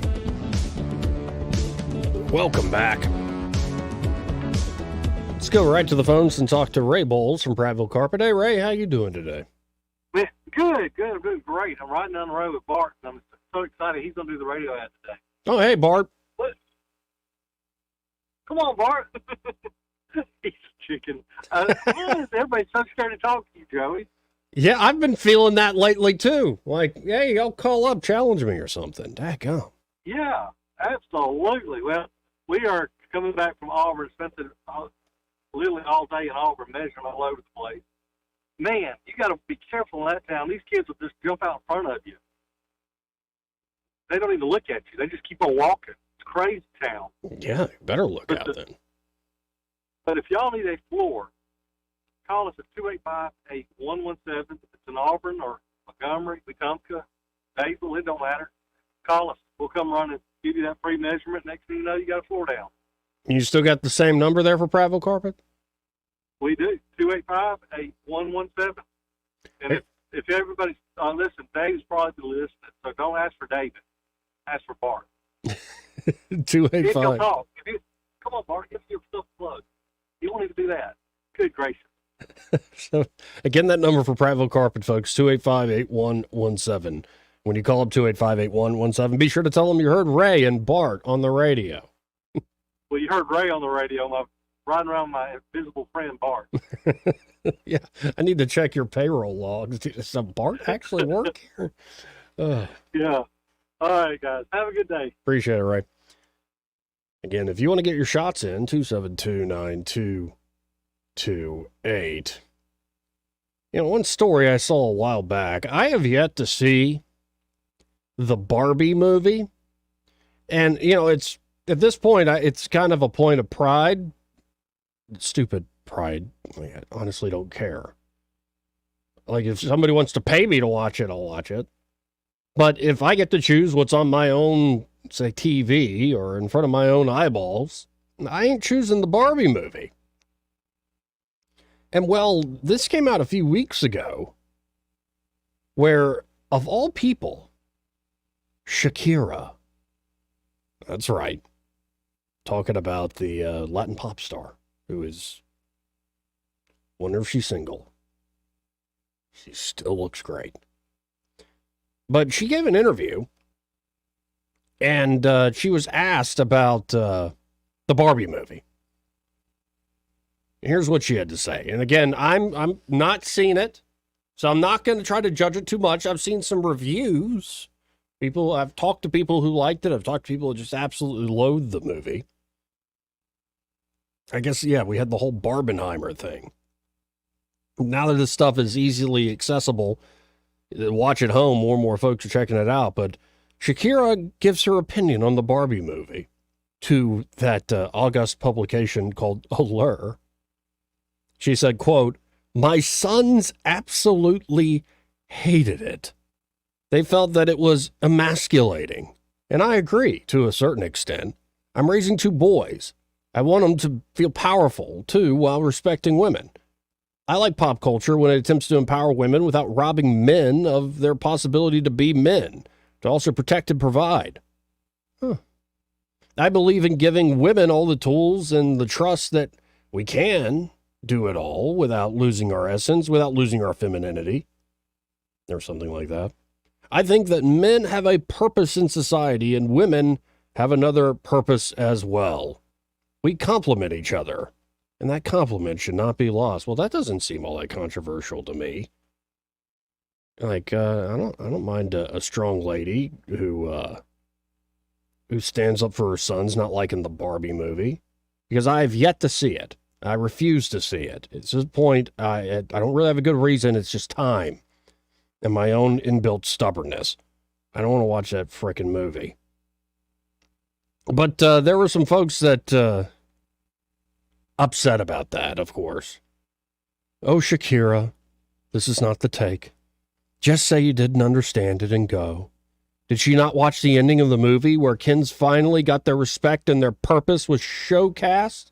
Or showcased, I think the person meant to write. Hate to say it, but she is a boy mom raising future incels. Man, I'd love that insult. Involuntarily celibate. It's kind of like the opposite of taking a vow of celibacy. You do that on purpose. Yes, me. No, voluntarily right now. Susan will be joining Greg, by the way, folks. That's going to be fun to listen to. Y'all tune into Happy Hour here in a second. But it's just, the culture war is so real and often just so silly. Like, I'm not going to see the Barbie movie. I'm good. It's not like I won't, watch other fruity things. It's just 272-9228. Just checking the news to see if anything big or breaking happened today. Sometimes folks, there are days in the news where I'm like, I'm done with this. There's nothing all that interesting going on.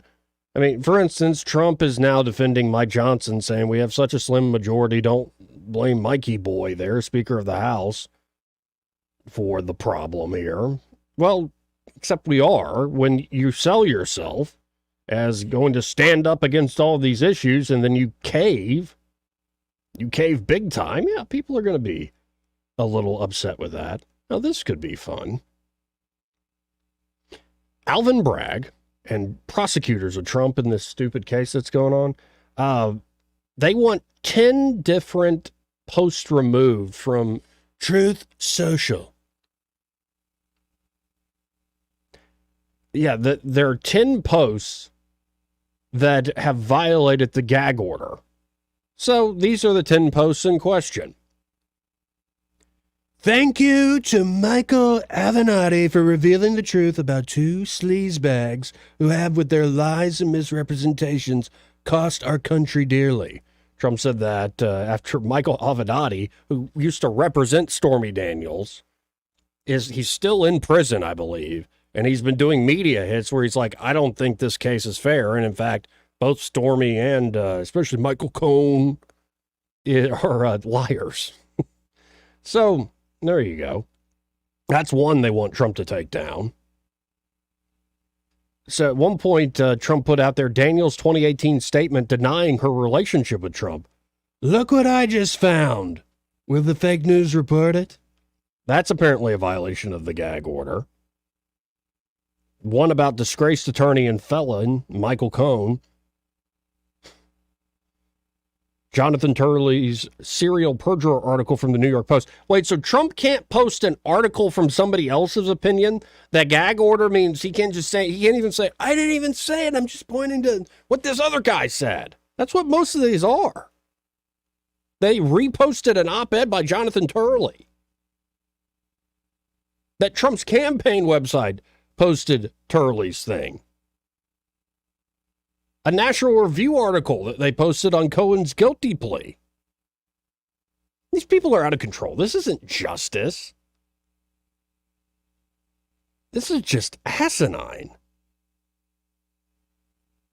And when you start to go, if nobody's going to deal fairly, I guess I'll win, right? And that's where we are. And if you think, oh, it was so much better before Trump. No, it was just as crazy. Y'all were just still stuck in the Matrix, which is a great documentary. Go rewatch it every once in a while. Keanu Reeves is just stunning in that documentary.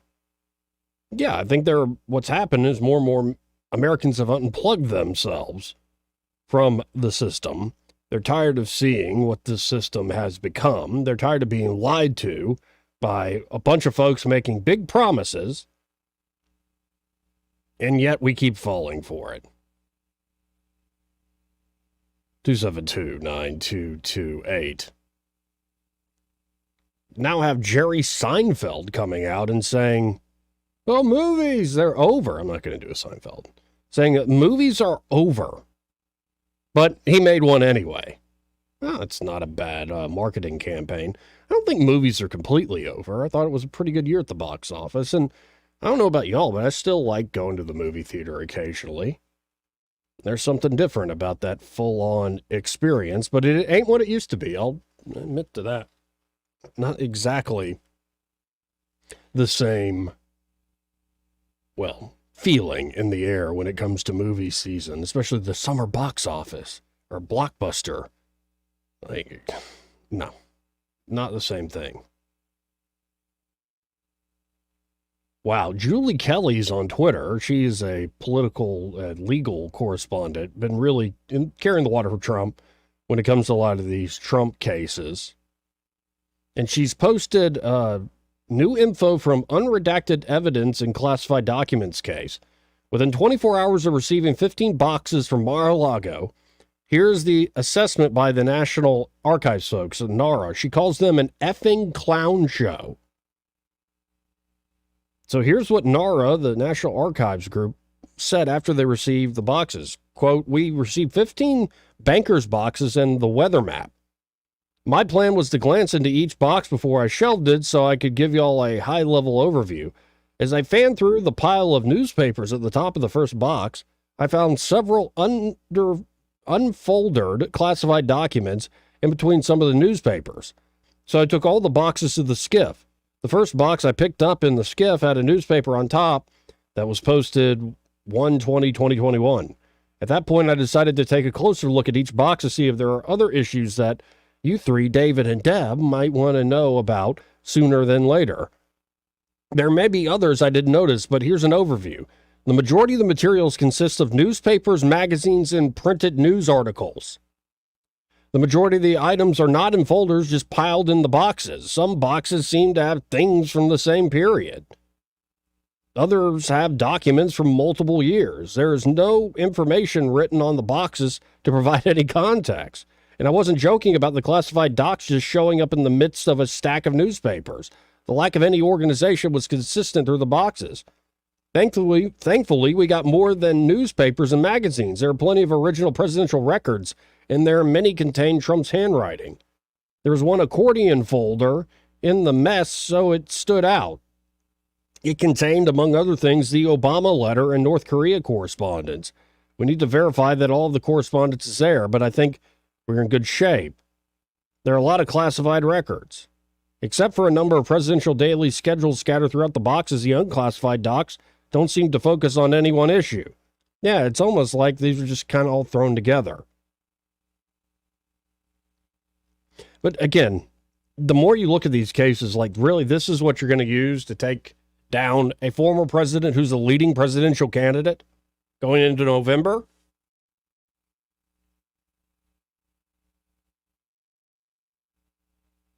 This is just absurd.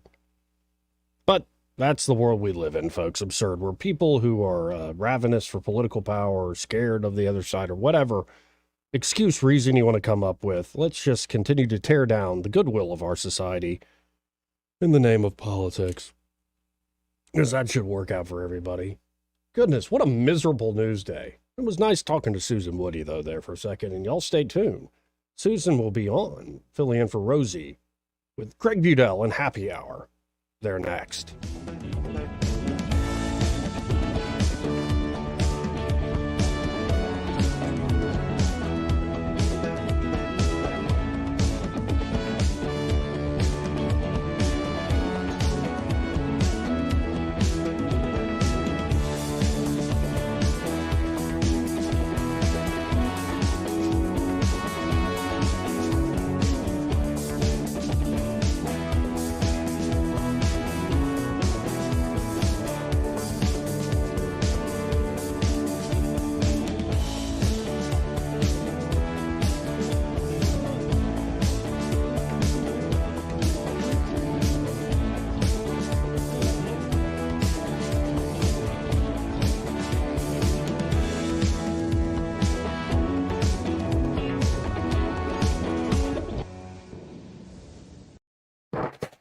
Broadcasting from the Riverside Chevrolet Master Control Center, this is WACV Cusana, News Talk 93.1 FM. When it's Chevy, it's Riverside.